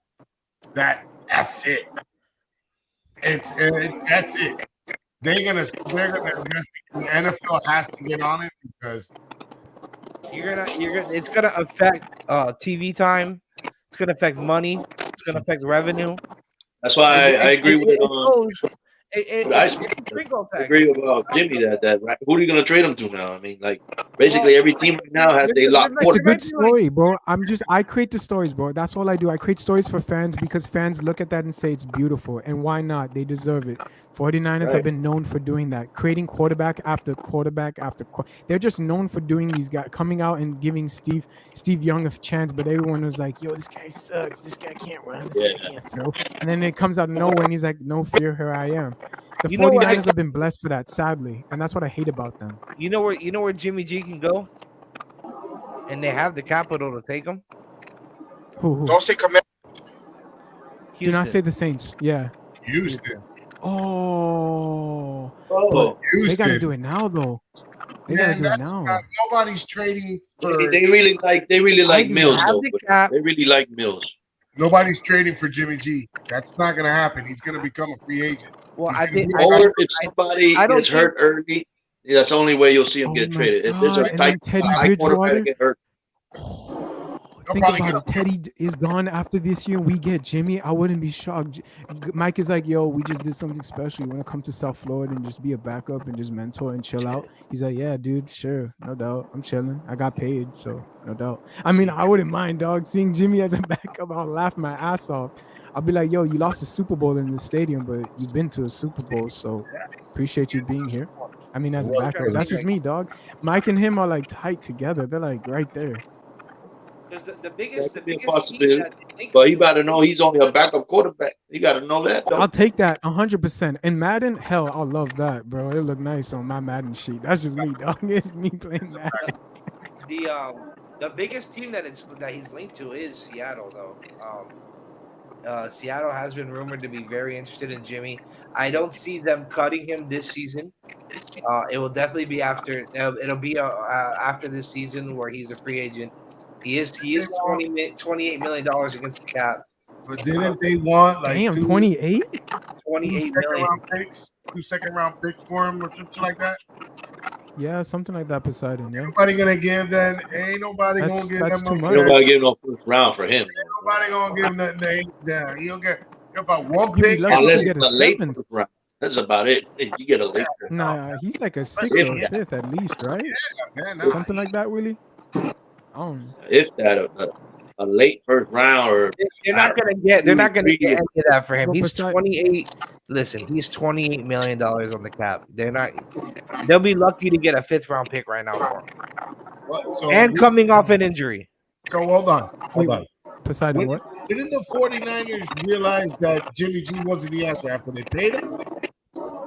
No, he got that contract coming The in. Super Bowl. It was the Super Bowl, After the man. Super Bowl. Once after that Super Bowl, they said, let's pay this dude. He took us there. And I was like, I couldn't lie, bro. He did help them a lot in the playoffs. I was looking at I was like, okay, who is this guy? Yeah, Why are you throwing yeah, dot yeah, after dot? yeah. But Yeah. that's why they get paid him, bro. And then Didn't after he that, fuck I it had up on that all last that drive? money went to his. What's Didn't up, he dog? fuck it up on that drive? Yeah, he did. Yeah, He over. big, Yo, Didn't yo, fuck it up that's on exactly what I just said on Twitter yesterday on the panel. All right, yo. Poseidon is like a genie. That was weird as hell. Yesterday on the Twitter panel, I was going off and telling everyone literally, yo, Jimmy Garoppolo in the NFL 100 commercial 2 years ago, when that was made, it was kind of weird. And Donovan McSue touched the ball. He lost in the Super Bowl with the Rams against Tom Brady that year. That Super Bowl commercial, he touched the NFL 100. Marshawn Lynch touches the cake, looks at it and says, oh shit. The Peyton Manning looks at it and says, oh shit, people are about to find out. I was like, find out what? Find out you about to find out the script. I was like, what script? The beautiful shit. I was like, all right. So I couldn't believe it. Sue touches it and screams, let's go! Because Mike Singletary, Christian McCaffrey, and him are screaming at each other, and they both go onto a pylon to touch that ball. First one to touches is Sue. He screams, let's go. He lost in the Super Bowl that year. Following the person that the ball rolls to Joe Montana's feet, and Joe Montana picks it up to the Cowboys, which at that time, the Cowboys, when the 49ers went to the Super Bowl, the Cowboys were this close to going to that Super Bowl as well. Everyone was ranting and raving about them, which is true. And Joe tells them in the commercial, he looks at Michael Irving, and Irving says, Joe, no, don't. And Joe goes, no can do, cowboy. Throws it up in the air. Jalen Ramsey tips it as a AKA interception. A year later, Jimmy Garoppolo is in the Super Bowl, throws it in the air, and it's an interception to that dude Snead. Snead the third or the fourth. It was the last play. He overthrew the wide receiver who was wide open for a 50-yard touchdown. The corner was in near the end zone. And you look like, just like Joe Montana did to Michael Irving told him, Joe, no. Jimmy threw the fucking ball up the air and said, nah, dog, I got this. And then it was an interception like Jalen Ramsey did the interception, and then Larry Fitzgerald comes down with it, gets rocked, and then Deion Sanders picks it up, which AKA a long time ago, Deion Sanders did a commercial for the Kansas City Chiefs, which was a draft promo, which was called Deion Sandcastle. And Deion Sandcastle, basically AKA Deion in that video, was hosting the ball for the past 2 years, which was the Chiefs. They were like taunting the NFL, like how we're the best team. Out of the nowhere, the Chicago Bears linebacker Brian Urlacher comes out of nowhere and destroys Deion, and just screams at him at the table, and screaming at him with a couple alum NFL Hall of Famers behind Brian Urlacher for the Bears. They're screaming, saying we went to the Super Bowl, basically, AKA. And the Dolphins turn around at them with Larry Little, Paul Warfield, and Larry Zonka wearing the new, not the 1970s, the new logo, and they had the champagne. And I said to myself, let me pause it there. And they laughed at the Chicago Bears. For 1985, everyone keeps saying the 1985 Chicago Bears is the greatest team of all time, besides the Patriots. And I keep telling to people, why do you keep saying that? They keep saying because of their defense. And I say, what about the 1972 undefeated? They say, yeah, that was cute, but you guys played easy schedules and da-da-da-da. And I was like, no. That's not true. That's not true. So that Stephen Ross, in my opinion, actually chose the Bears. I know Justin Fields is that dude. Watch the Bears. Mind you, do not sleep on the Bears. They will be. Everyone's going to tell them that, oh, they're the shittiest team. And all out of nowhere, they make something crazy. Dolphins want to do this, though. They want to put the shine on the light this year on the 50-year golden anniversary. Remember, in this Super Bowl commercial, those three alum turned around with the new logo with the champagne. Champagne only signifies you went undefeated, but you have the new logo, though, on it, not the old one. And they laugh at the Bears, and they say, and they started laughing at the Bears, meaning we're about to go 3 straight and create the best dynasty of all time. Yeah, I said it. The 3 best dynasty of all time, meaning you go undefeated the first year. This year might be a history tends to repeat itself. You traded Tyreek Hill, Paul Warfield 2.0. Paul Warfield played for Cleveland Browns. You traded for him and won defeat. And you went to the Cowboys and lost in 1971. 1972, you won a Super Bowl. 1973, you won another Super Bowl. 1974, you lost in another Super Bowl. You went to 4 straight. We did exactly what the Heat did, but if not better. All right, cut the crap, people. At the end of the day, history it tends to repeat itself. I know you guys are looking at me in this camera saying this man going off and this man going crazy, but I speak the truth sometimes. I'm not crazy when I was right with Joe Burrow. I wasn't crazy when we did some gematria. Y'all need to look up gematria. Whoever's in the chat, go look up gematria. You guys are welcome because I just made you guys a lot of money. Y'all look it up in the future. But at the same time, forget about this. This is the year we go undefeated. This is the year you go 1 through week 5. You beat the shit out of all those great playoff teams that has bullied us for the past 20 years. Those are the teams that you knock them down. The games that we have afterwards, everyone's going to disrespect us and say those are easy teams. Yeah, we're going to say, but look at week 1 through week 5 who we defeated. They're going to say, yeah, but who cares? I'm going to say, I don't care. I went 50 years undefeated. Suck it. Because go look at the 100 commercial. I say one last time.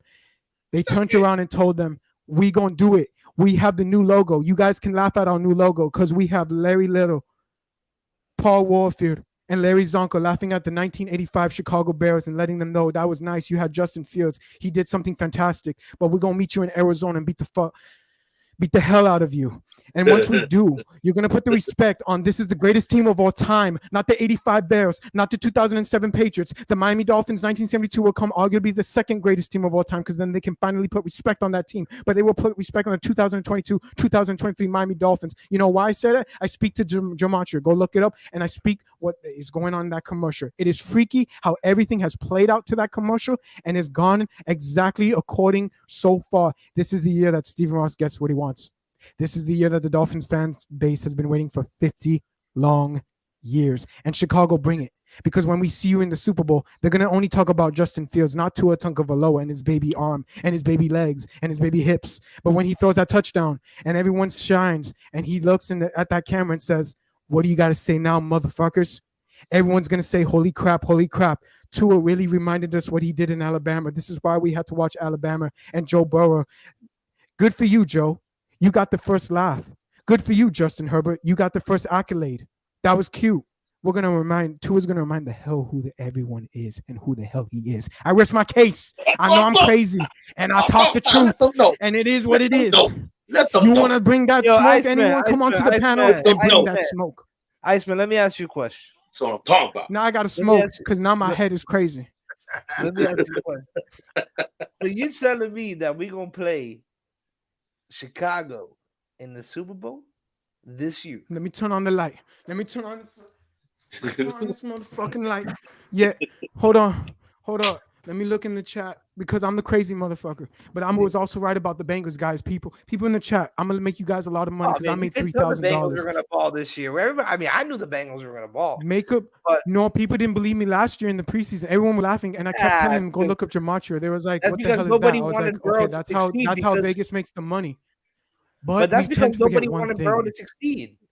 Vegas, because we went after Tua. It's a storyline, though. That's why the story. There you go. Boom. It's a fantastic storyline to remind everyone who the hell Tua is. They don't want. And then the AFC title game is us against Burrow. Oh, that'd be nice. We are going. He just said it. George, go look up the name George Perez. I know I'm giving up a little bit. Sorry, Perez. I'm sorry, bro. I love you. George Perez is a co-holder with the Miami Dolphins. Her name is Alexa Denise. Shout out to Alexa. I am very close friends with her, and her family is actually related to George Perez. I asked George last year, believe it or not, I actually asked him. You could go look up in there. He's a multi-millionaire. He's Stephen Ross's, like, I swear to God, I'm not lying. One day I would take a picture with him and show it to you on this panel that I'm not bullshitting or joshing. I actually asked him, hey, how does the NFL work? He laughed at me because he's an asshole. I don't respect him because he's an asshole. But he actually laughed and said, you don't even know the half of it. But if you have money, you know for a fact. And I said to myself, what the fuck is you talking about? He said something about Vegas under his breath. And I had to do up a lot of research because he kept telling me gematria. I was like, what is gematria? He kept laughing at my face because I'm a peasant in his eyes because I'm not a multimillionaire. I'm just a little kid to him. I was blessed to see him one time at Alexa's house. That was it because she's related to him. But at the same time, George Perez is a piece of shit, but he also told me something I never knew. That's why last year when I looked up it, I made money from gematria. It's called gematria effect, which meaning is you can make money from Vegas. Meaning, if you have $1,000, you can put in. We all know the NFL is a gambling game now. Since NFL free agency, I had to do my research because I didn't understand what the hell he was talking about. Free agency was created a long time ago, but it was a secret underneath, which is sorry guys to say, but it's a gambling sport, a major gambling, and we all know the truth. It's just that some of us want to lie to ourselves and say, "Oh, we love it as a real sport." It is a real sport. But we also know that, look it up. I'm telling you, I'm not lying to you guys. Look up gematria and look up George Perez. You guys then will put 2 and 2 together. And then you guys are going to say to yourselves, I promise you, this is the year, the 1972 undefeated season. I'm just going to say that because if I say more, you guys are going to call me crazy. You guys are going to call me like, this is insane. I just wanted to just look those 2 up. Just look it up. You guys are going to go crazy. And one day I'm going to take a picture with him. I'm going to have to hit it on this podcast earlier today. I got a little planning plan today. So I gotta hit it. Get ready. I'll hit you up next time. Where you going? Gator out. Where you going? Where you going? Where you going? Sorry, Gators. Them sorry Gators. Wow. Coming in. Calm like that though. He didn't even tell us where he was going. No, you can come in now, baby. Hey, hold on. I don't think nobody needs to know where somebody's going, man. That's a grown Hey, but all I wanted to do was just pump up the Dolphins. I don't want to put no disrespect on anything of just destroying the NFL. I don't want to do none of that. I just wanted to say, guys, if you want to make money, just look up gematria. That's all I'm saying. That's it. Just make money. Because people laughed at me about Joe Burrow. I did the effects of the numbers. It's crazy. Just look it up. I can't explain it right now because you guys wouldn't believe me. A, B, C, D. They teach you this as a kid, basically. A, B, C, D. That's 1, 2, 3, 4, 5. Gematria is that. It comes from the Latin Greek roots. We speak English because the Latin Greek roots come from that. We all roads lead to Rome. That's the truth. And the reason why we speak English is the Latin Greeks. And if you know your gematria, you'll know the NFL and the MLB and the NBA. It's a betting league. I hate to say the truth, but gematria makes a lot of money for people.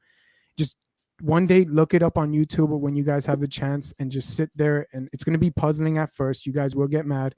But then after that, you guys are going to realize, damn, I can make a lot of money from this. The NFL is a gambling thing. It's a beautiful sport, though. I pay fucking hella money to go see it as a season ticket. It's beautiful for our eyes, but it is a gambling thing, too. Thursday, and I hate to Sunday, say that. Monday. I'm trying to make some money. See, that's what I'm saying. I made money with Joe Burrow, and people laughed at me, bro. And a year ago, people kept telling me, what is gematria? I said, just look it up because I've told you more. You guys wouldn't believe me. No one did it. I made money, and I won. And I kept telling them, this is the year of undefeated season. Everyone's laughing at me. I don't care. I did my gematria. Mike McDaniel equals 72 in gematria. I know you guys can do your research later on, and you'll see what I'm talking about. Right now, you have no clue what I'm talking about. I understand. Miami Dolphins 50 years in gematria, 5-0. We've been to 5 Super Bowls. The 0 also represents, meaning, I can't explain the 0. 0 meaning actually is number 1. Dolphins are number 1. We sing it in our song.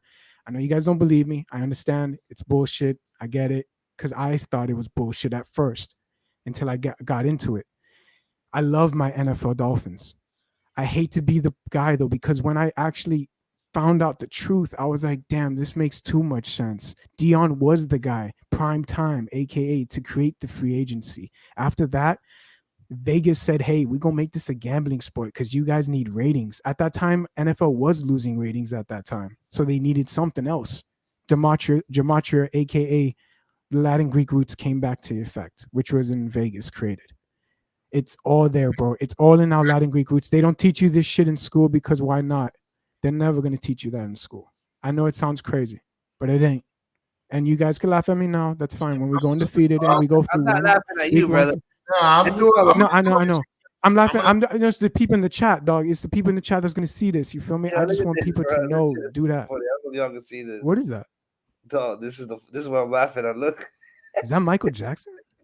Hell no, man. It's some random dude. I thought I saw him moonwalking. Bro, that's the funniest thing I've seen, bro. That's hilarious. For a good like 30 seconds. I said, I thought that was Michael's moonwalk. That's what I said. No, that's ice.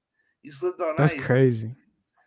But yeah, sorry guys, I'd hate to. Hey, listen, I can understand. I'm gonna definitely do my research, and I'll definitely.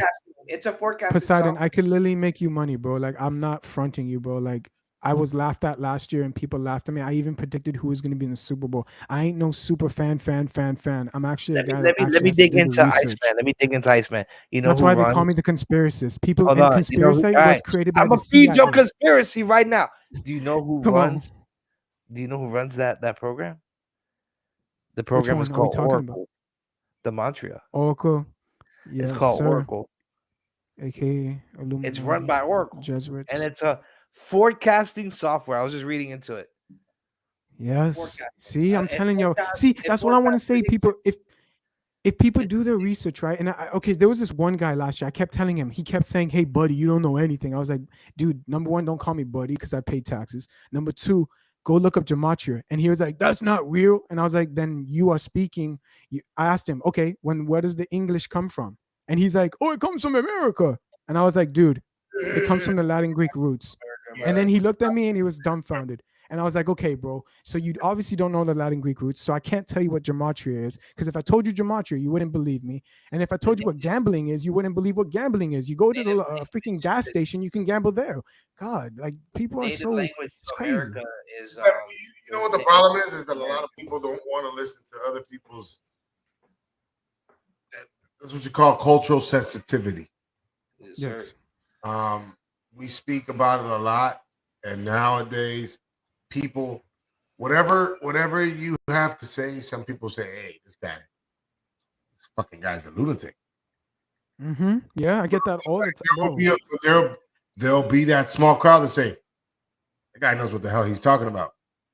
You understand what I'm saying?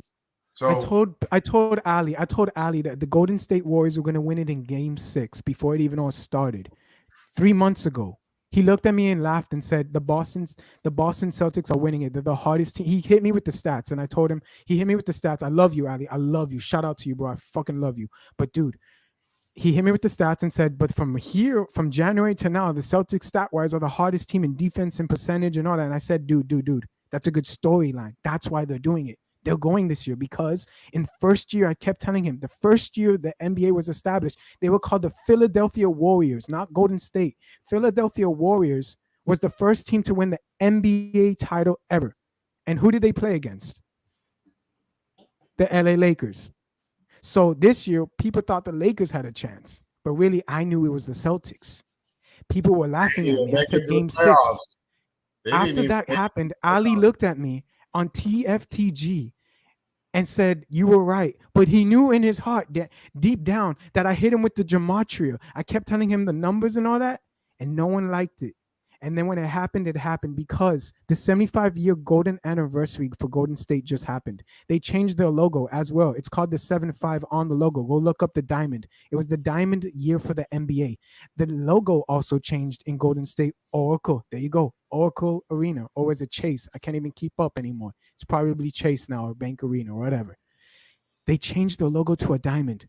They also put in the middle of it 75 throughout the whole season. I said to myself, why are you guys the only team to get to have that? Why can't the Heat have that? We're establishing our Heat culture year. This is the year that we honor our Heat culture. Why can't we have that?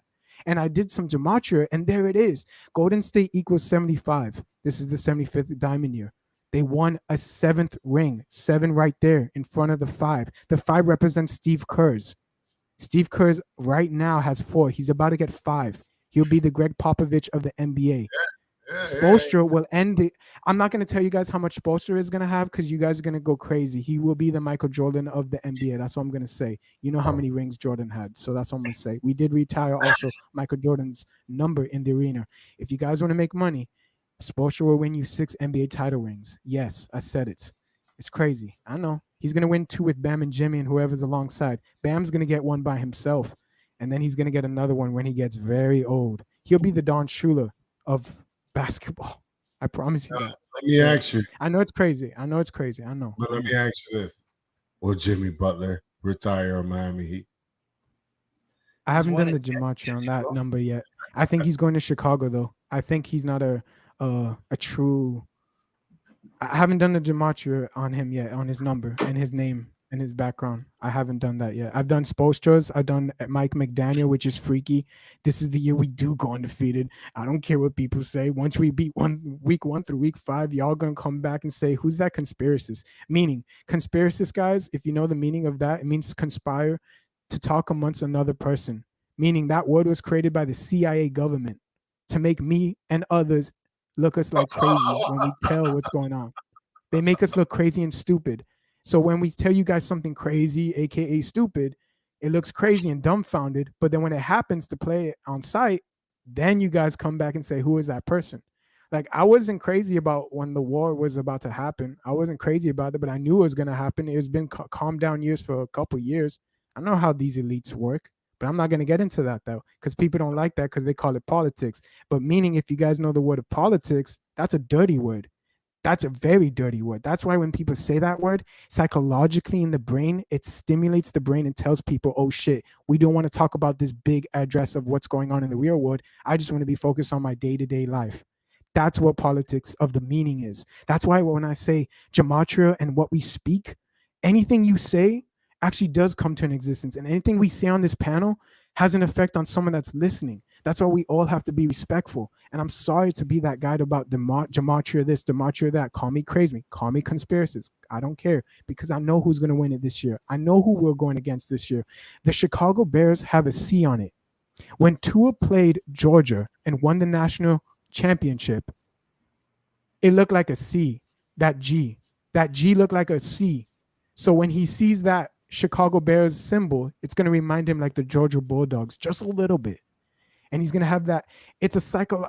I cannot say it, bro. I can't, because it's tough to describe to you guys that psychology plays the role in football as well. We tell our young high schoolers, if you dress good, you feel good, you look good, you're going to ball good. And we got the game plan for you.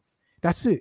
But in the NFL, it's different. Everyone wants a storyline. No one wants to just watch a team and just watch it. They want a storyline. There has to be one. And this is the one for the Dolphins that we've been waiting for. No one else can beat us. You sit here and ask yourselves and tell me to my face right now, who else has a bigger storyline than us this year? Has a rich history that's about to repeat it? Because Golden State just did it for their 75. We have 50. We've been to 5 Super Bowls. We're about to remind the world that we're about to go undefeated. I know it sounds stupid. I know it sounds crazy. I sound like a broken record, because when it happens, you guys are not going to remind this. When it happens, you guys are going to look back and say, "Oh, but you never said that." So it's tough. You know, a lot of teams. You know, I think the one that came close was our rivals. Yeah, Patriots. And we're going to get revenge. This is the year that there's 2 teams that I did the gematria on, Tom Brady and the Chicago Bears. They both have this symbol as, I'm not going to say it because if I say it, you wouldn't believe me. So just look up gematria, guys. But I'm going to say this quickly. Tom Brady has the same number as Chicago Bears in gematria, meaning those are the 2 teams. We can have 2 great storylines going against the Bears and shitting on their 1985 season, and we can overpower that. And they remind us that we are number 1 this year and following year. Or you can have Tom Brady. And Tua is exactly, not saying his how he throws the ball, but in gematria, the numbers align to Thomas Edward Brady. Tua Tagovailoa Jaloa, that long name. It's kind of weird how they made a long name, because that long name actually ends up 79, which Tom Brady's won 7 Super Bowls. Brady's been to what? 9 with the Patriots. That's it. Forget about what he did with the Bucks. He just did it right there. I just added it with the 1 plus 1 with the 6. That's 7. Tua Tagovailoa has 72 in it. 79. He's gonna take us. I don't know if he can, but if he can, he'll take us to 7 Super Bowls, and he'll only give us 3 of them. Sad to say that, but that's only truth. That we're going to create the greatest dynasty. We saw it in the NFL 100. You guys can call me, aka a CIA conspiracist. Go look up the NFL 100 commercial, guys. You will see Sue touch the ball. Then you will see a 49er touch the ball. Then after that, you will see Deion, aka Deion Sandcastle. Go look up that draft promo combine he did for them years ago. And then after that, go look up the 1972 Dolphins, because they laughed at the Chicago Bears. And then after that, Todd Gurley has a comeback player of the year. Aaron Donald screams to him saying, "Go get him, TG." And TG's running out down the field, and Barry Sanders says, "You do know I have more yards than they do." And I was like, oh shit, so TG's coming back. Don't know when. Man's looking like he's probably getting healthy. That's going to be a great story for years to come. Just watch out. He has 6,000 rushing yards as well. He's about to get. Yeah, he's a free agent, isn't he? But I hate to say this, guys. This is the year that we go undefeated. Last year, he's been out for 2 years now. Yeah. And he's going to do something crazy. I know you guys don't believe me. Just look up the NFL 100. You guys are going to see how crazy freaky it's being aligned so far. And now we are finally caught up. We are finally caught up. And a couple years ago, when we had Josh Rosen, the NFL Bleacher Report made fun of the Dolphins. They showed a cartoon with Ryan Fitzpatrick, and we had a bunch of Kenny Stills, Kenyon Drake, and Mika Fitzpatrick's jerseys were on the ground, animated, and they were all gone. And Josh Rosen was looking scared in the background, and Fitzpatrick and Brian Flores was like, who wants the first pick? Flores had a bucket of picks, and then he's like, it's to sabotage, and he's like, who's trying to sabotage the draft? But in the tunnel, if you take a pause real quickly behind Fitzpatrick and Rosen, it says not open for business until 2022, which is the year 2022 now. We are open for business, AKA we're about to kick ass. Business meaning money. You only say business when it is a business. You make money. People watch you and to get entertained. And the more money, the more viewers, the more then you're on top. You're right back to where you were. This is the year we make a business decision deal with Stephen Ross, and he made it. He put his chips in. He literally, we all saw it. You made a big splash with Teron Armstead. That's great. We're used to big splashes and never panned out. But then he said, no. I want my Paul Warfield 2.0 like we did with Cleveland. Joe Robbie traded. I'm going to do the same thing. Tyreek, slide over here, bro. You're a living legend. You're about to just give us something that no one, you know how the Chiefs were so legendary in the offense and they didn't want to pay you that type of money? Well, here you go, bro. Here's all this money. Now make us legendary, doggy, and show them that the Chiefs were stupid for that. And he's going to be like, I got you, bro. I'm going to get this young team on my back too, bro. And two, we're going to show everyone. And then I'm going to be like, damn, that's what's up. Go to Hard Rock Stadium. A couple months ago, the Instagram feed of the Miami Dolphins took it down for some reason as well. They said, 100 emoji. It was a 100 emoji and it said perfect on it. And then it said at Hard Rock Stadium. Now, if you go to the Instagram page, they took it down. It's all it says now. It says Hard Rock Stadium, meaning they took that bitch down because I made a comment a long time ago saying, is gematria in effect? They never saw it. I know that. I'm no one to them. But at the same time, why would they take that down now when the season's about to start? We are 2 months about to start for preseason. Preseason, we're going to lose all the games. Every fan, I promise you this, every fan is going to say, oh, we suck. We lost every preseason. Oh, we suck. That's exactly what the 72 team did. They lost every preseason game. When the beginning of the season came, they went undefeated. The Dolphins are going to do that, and everyone's going to bash Tua in the preseason. We're going to see him in the first, second half, and they're going to say, he's shit. He can't do this. He's rusty. He's this. Yeah, that's fine. Because he's getting his, huh? They got to give the man a chance. Yeah, but that's the problem, Poseidon. That's the storyline everyone's going to create. They're going to want to say to him, oh, he's trash. You see, guys, preseason 2 is 2 this, and then Teddy did great. You saw how Teddy did in the preseason? That's the narrative. When week 1 comes, they're going to be battling and saying, we want Teddy, homegrown. But then Tua comes out and says, everyone, shut up. I got this. And I'm like, blame the media. Poseidon, what? The media sets the tone. And I love it. To have it. They have to, though. They're paid for that. In order for us to get riled up, that's why. And that's what I like that. Because the more narratives they give us, the more storylines.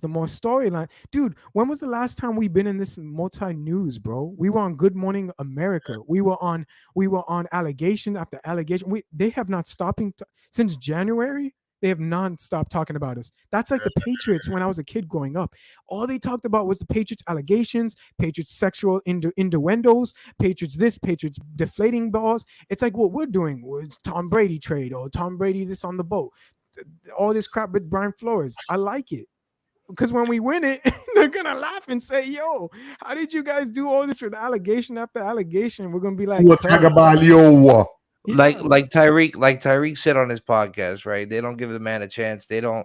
You if you're not productive in 3 years, they toss you away.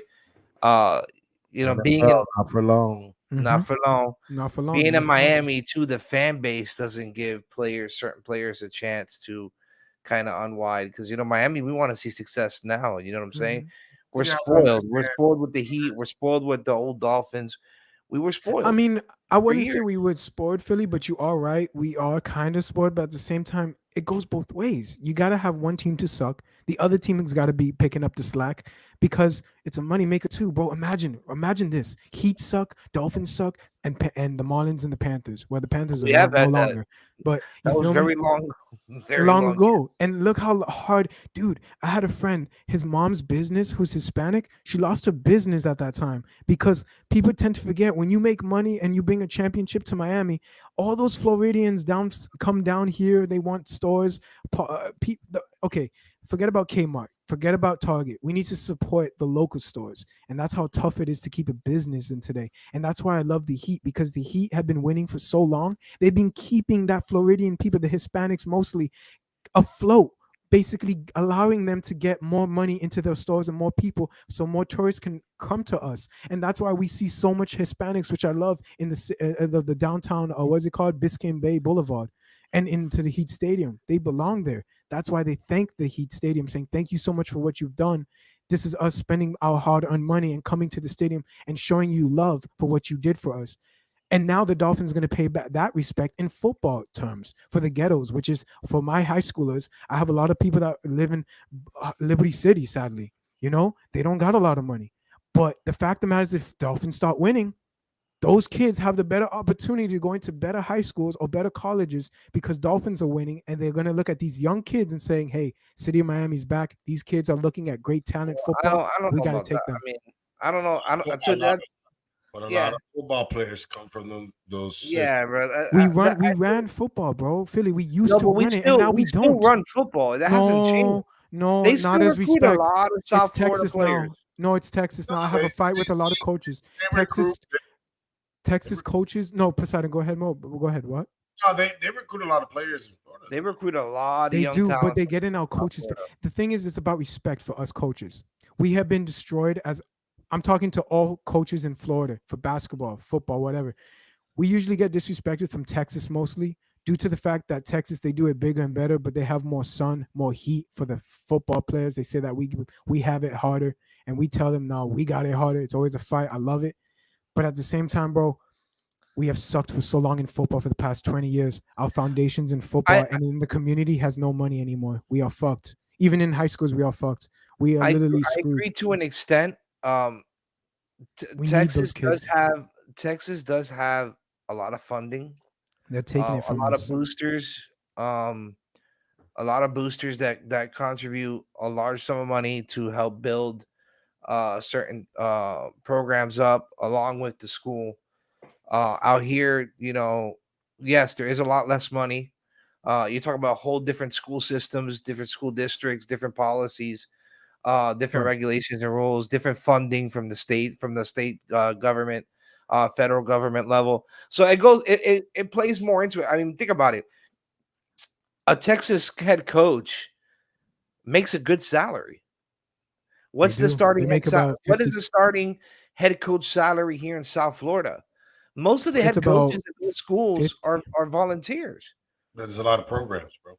Yeah, there's a lot of programs. Yes, there's a lot. But what I'm saying is there's a low money though, thanks to the government. There's no money. Like a lot of schools don't even have a stadium. They play in different like for instance, look, we have I went to school in Flanagan High School. We have a stadium, not a huge stadium, but it was decent. Pines Charter used to play in our field because they didn't have a field. I mean, we asked Columbus one time a long time ago, but they didn't allow us. So, but you can't compare a charter school to a public school because a public school. Yeah, mine's public. That's what I'm trying to say. Schools, all public high schools, they have at least a field to practice. They have a field to but we have a field, but not a stadium. We don't have a stadium. We don't. But a lot of high schools don't have a stadium, but a lot of the big schools do. If I'm not mistaken, didn't Carroll City for a while practice at that YMCA field over there by the stadium, the new field? Yeah. YMCA, but the one in Kendall, No, he's like Carroll City. Didn't Carroll City for a little while? They. I'm thinking of ACC. My bad. Huh? The park right next to the stadium. Yeah. Yeah, but that park is new. Right, that's what I'm saying though. But they're practicing there, no? I don't know if they still do, but they used to play at Miami-Dade.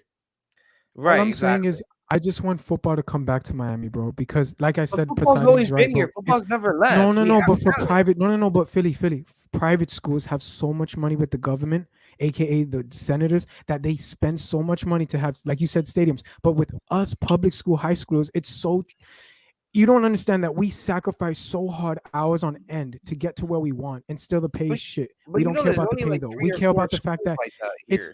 No, but we don't get anything though. That's what I'm trying to say. In private schools, I understand that, but guys get a lot. Public, what I'm we trying don't. to say is, what I'm trying to say is, with those schools, for instance, American Heritage, St. Thomas Aquinas, Cardinal Gibbons, those schools that are out here that are private schools, they get funding not only from the state NFL level, players. but they get funding from boosters, from parents. Yeah, but Al Harris, but St. Thomas Aquinas also is when Al Harris was the head coach for St. Thomas Aquinas years ago, he spent, I believe, $5 million because he was an NFL player for the Green Bay Packers corner. He had millions of dollars, and he said, "Let me invest $5 million to this school." Ever since he did that, they have been a powerhouse team.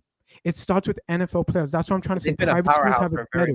When I went to Columbus, I played with. But I had Deion Bush. We had C.J. Henderson, who went to Christopher Columbus, then went to the Gators. Those kids spent $1 million and invested into Columbus. See, private schools have it better. Aaron A-Rod went to Columbus for 1 year as well. He donated $4 million to the new Christopher Columbus. Do me a favor. Why don't y'all call public, Antonio Brown and went to New Orleans? We can't. That's what I'm trying to say. Public school were fucked. That's what I'm trying to say. We need but they football can back. do that. They can invest into the and donate. Texas. That's what I'm trying to say. Texas has screwed us over for so long. We suck at football now. Private schools got money, but public schools, we run the NFL. We gave the NFL Hall of Famers out of public school. Frank Gore went to Killian. All these public schools, we are getting demolished now. Us coaches are getting fired because thanks to Texas, they're taking the best players because they don't want to play for City of Miami or Florida because the money ain't there anymore. No one, once the Dolphins start winning again, we can have youngsters come back to Florida and start living with their parents on the scholarships. That's how it goes, bro. We run this shit, bro. That's what I'm trying to say. We run it. And now we are being disrespected by private schools thinking that they are going to be the ones to run it. We were the ones to sacrifice and make these NFL players. And no one gives us credit. That's what I'm trying to say. It's frustrating that no one gives us credit. And now they're going to shut our programs down in public school. That's what I'm trying to say. Private is going to be the number one team like IMG Academy, and we're going to be gone off the face of the planet of Earth.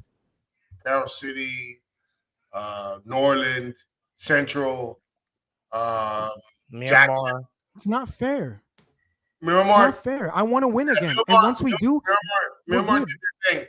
But schools like Carroll City, New Orleans, Central, those are schools where players, even Killian, Booker T. Even Booker T. Those Cook. Yeah, those games and those schools, those programs, they make money off that. The school, I guess St. Thomas not a lot. That was nice. Off of that. I'm not gonna say they make money off of that, but we don't. Those public the senators keep it for themselves. You wouldn't hear about. I don't think it's like I said, bro. I think that you have that a little mixed up there for a portion of that. I don't think the senators keep it from themselves. They play a role with I think. Hold on. I think that schools have a choice to make whether to invest in supplies or invest into their athletic programs, not just football. But hold on. It is because you do have teachers. I have friends that are teachers that complain that they don't have enough supplies in their classrooms. They don't have enough supplies in the classrooms. Okay. Because I'll pay shit, bro. I get paid $20K a year, sadly. It's trash. But anyways, hold on. We're not gonna get into that. Hold up. We're not gonna get into that though. Right. But okay, you have these programs. A lot of the programs, like in Texas and in Ohio, where football's big, they have a lot of donators. So you have that booster club. You have those ex-players that come over and invest money. How much money have some of these players? Again, not because they have the money, but you got to reinvest into what they gave you, what they taught you, right? Guys like Antonio Brown and Duke Johnson. What did they do to help New Orleans with their field? I'm like, I don't know. I haven't been to New Orleans. I don't know if New Orleans has a field. I don't know how New Orleans Stadium is. I don't know how their equipment looks like. I don't know any of that. I know the Dolphins donate a lot of equipment. I mean, then you shouldn't speak about Say it again. Then you shouldn't speak about it. I'm just saying though, but I'm just using that as an example. I'll say this: because public schools, they don't teachers, invest for my enough sake, money we in those don't. programs. Okay, but the problem is Dolphins, for like, us for instance, when the us, Dolphins donate equipment. The but we Hurricanes can't donate win all the equipment. contracts. Say it again. The contracts don't allow us with the. You see, every year us coaches we sign a contract, right? And with the Okay. contract, it deliberately states that we have to. We're sworn to secrecy. Number one. Number two, we also had to keep it official that we cannot state. And I'm going to say it now. I'll say it quickly. Okay, I gotta say it quickly. High school football players, they do not get paid, but we do pay the refs from time to time to get the games what we need to say. I'll say it quickly and say that. Okay, you guys didn't hear that. But I'll say this, bro. It is tough. Like private schools right now in Florida are running smoothly. They got money got the up the money. kudos. They got the They money. got it. They have boosters like Poseidon and Philly. You guys have said it. They got the boosters. But A lot for of parents public invest in school, that. but with public school, we ain't got that. We don't A lot ask. of those We don't kids ask the get kids. scholarships. A lot of those kids get scholarships. Yeah, American Mhm. Heritage gives out a lot of full rides. They get. They recruit from PPO and from Bob Warner. You can be, but there's a lot of programs where, if people don't know, but there's programs where you can sign your kid up and get scholarships to these private schools, Mhm. and it doesn't only have to be, because they still got track, they still got baseball, Yep. they still got all these programs. You can even get scholarships to for do track. golf and tennis. Like, Yeah, no, and tennis is another sport. and especially if there's any fathers out there with daughters, golf and tennis, bro, they get sponsors like crazy because they want to attract more young, more Mhm. youth to the sport. So they need Happy I Gilmore. have a friend of mine who works with me that his kids were playing golf and his kids were playing tennis and they were getting offers from like Nike. So I mean, You gotta be good, but in golf, you gotta be good. you gotta be good. But I'm not saying like to go play a PGA tour, but they want you to rep their stuff because at the end of the day, you're young youth and they want to attract that. You see what I'm Look, saying? Philly, I'm texting my boy Andre right now to get on the panel. He's a coach with me, bro, and I just want you to like hear him from his sake. What we do is this, bro. I wake up when school starts, right? I'm a teacher for PE, but at the same, I'm 29 years old, and bro, I'm a football coach, not a head coach. I'm assistant for offensive coordinator, and also I do special teams. But the fact of the matter is that we are a public school. We're not a private, and I'm jealous and getting mad because we all are as coaches in public schools. Whoever's a public school coach in anywhere in Florida can bat for this. There's no money in the schools anymore, meaning they're investing more into basketball now because basketball now has become the number one sport, believe it or not, in Florida, thanks to the Heat, thanks to a lot of teams and just keeping it afloat. A lot of high schools like ACC, all those great high schools are keeping it, Coral Reef especially. All those are public schools, but they're keeping it afloat. For football now, it's being, like I said, Texas has taken a lot of money and a lot of boosters from us, from public school. Meaning we used to have a But lot you of mean alumni federal money, coming. right? You mean federal because remember, Texas is a different state, and usually We're schools talking are two different funded. monies. No, we're talking about under the table, hush hush type. Meaning this, Philly. This is what I mean. Public school 20 years ago, we would have, let's say Killian. Let's go to Killian. Frank Gore. We would like to have you at Killian. He's like, sure. I want to join, but are you guys like NFL ready? He's like, yeah, we have boosters. He'll tell him that. He'll be like, okay, how much are we looking at? The boosters are willing to pay like $500K. To them, that's a lot. So the $500K goes to the uniforms, the helmets, and everything, and that allows that player to join that team because it looks fancy, it looks good and presentable, and they will pay for his books and everything and scholarship. That's why we need boosters in public school. We cannot give them scholarships. Last year, we tried getting 10 kids on scholarships. The public school and the principal denied us that immediately because we didn't have the funds, meaning we only had $1,000 about that into the funding, meaning we can only get one kid. So you're telling me 20 years ago, we used to have $20,000 and we could just spend for 20 kids, buy the essentials, make sure that they get their books and make sure they're going to school on time and we're taking care of them at football and then make sure they're hitting the books in football as well. That's what we used to do. Now we have 1,000 to 2,000 in our funds every year. And I don't know who our boosters is, but if you talk to a lot of public schools, they're all doing the same thing because our boosters are gone now. And they've moved where? To Texas. Texas now has taken a lot of these young football players, and now they are coming out and destroying, like Patrick Mahomes, Jakeem Grant. All these kids came from Texas. All these kids came from Florida, but no, we didn't. Look at Jaden Phillips. He went to California and went to UM because UM had the booster at that time. If there's money in there, those kids are going to come immediately because the NFL would take wherever there's money lying behind underneath the table, the NFL is going to look at those young kids because where that money is, they can take a piece of it and use it on ESPN, use it on their Bleacher Report, whatever. You pay those people, those media people, to get that kid on there to make his name bigger. And that's how they do it, bro. That's what we did in public school. No one gives us respect now. Everyone laughs at us. It's all about IMG, Columbus, Aquinas. IMG is a hell of a school, though. IMG, Yeah, but they got money. They got money, but they ain't no joke, bro. They produce athletes. Oh, hell yeah. They do. They do. St. Thomas Aquinas produces athletes. I'm just scared, bro, because Andre just texted me saying, he said this, I'm scared the fact that if I get on, they won't believe us, that we are about to be shut down, not just Florida, but shit, worldwide, my dog, be easy. Bro, like, he's just tripping on that part. But the fact of the matter is that in Florida, a lot of coaches we've spoken to, every year we have to do our 1-year annual test, meaning a drug test. And we all coaches do that. Then we take a 1-year panel for concussion test. Then we do another test, which is making sure we're not psychologically crazy. So we do all that once a year, and we all meet each other in Davie, Florida.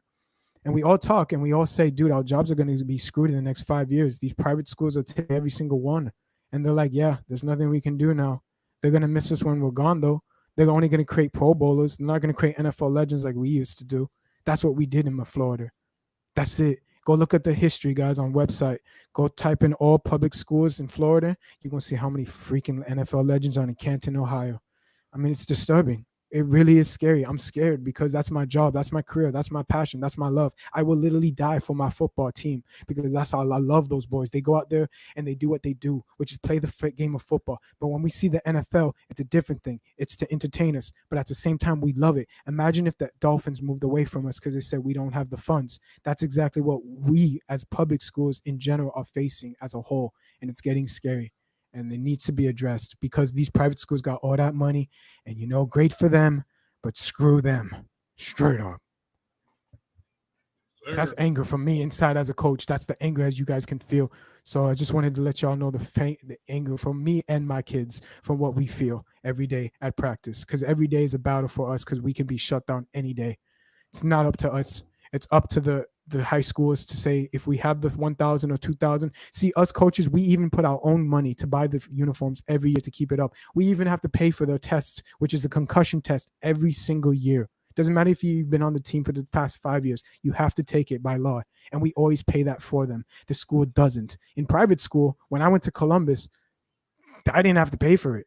They did it for us because they had the money. So it was just right there in the cafeteria. Of course. So it's just baffling to know that private. One day I always swore to this, though.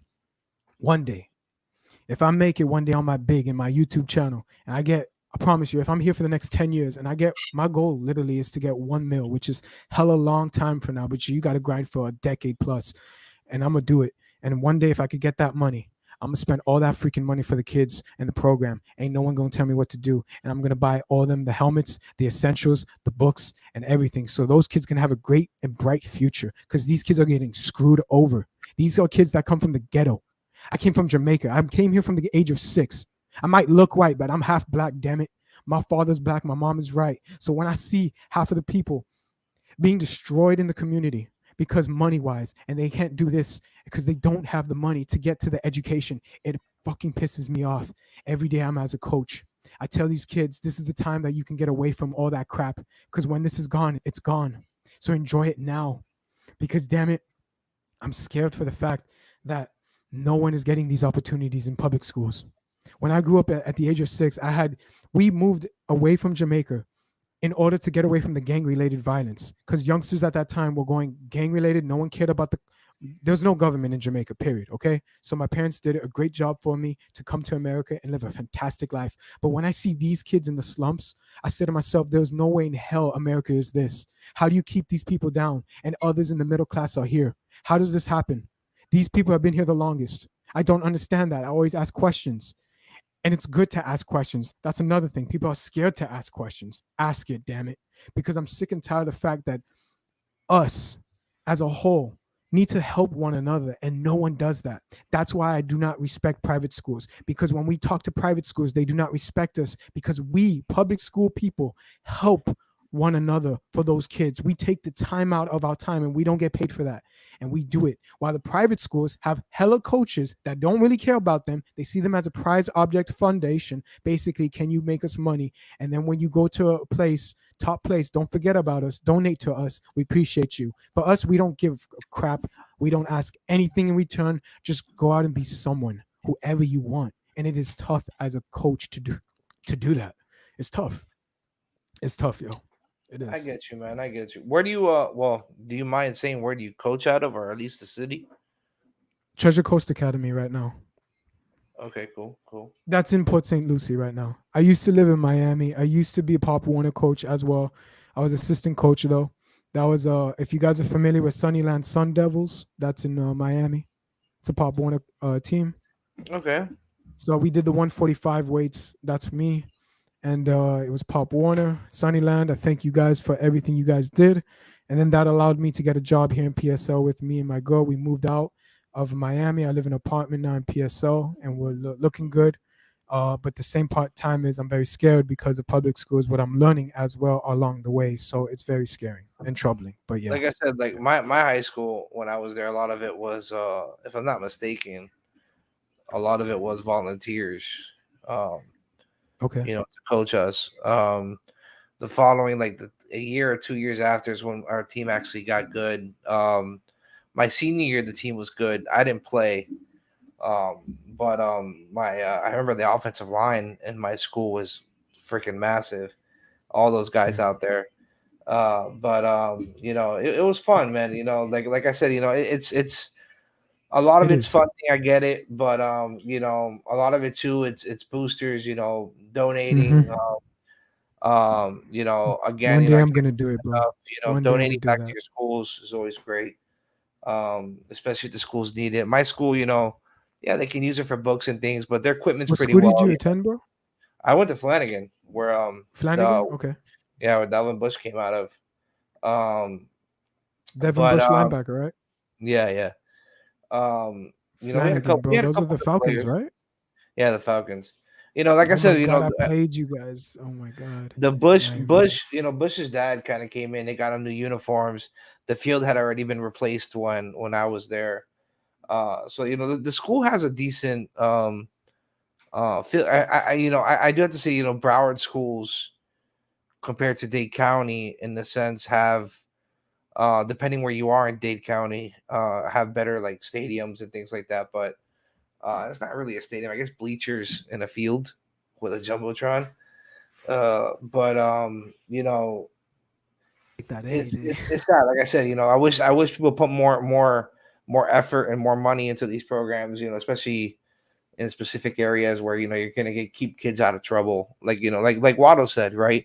He grew up in Houston.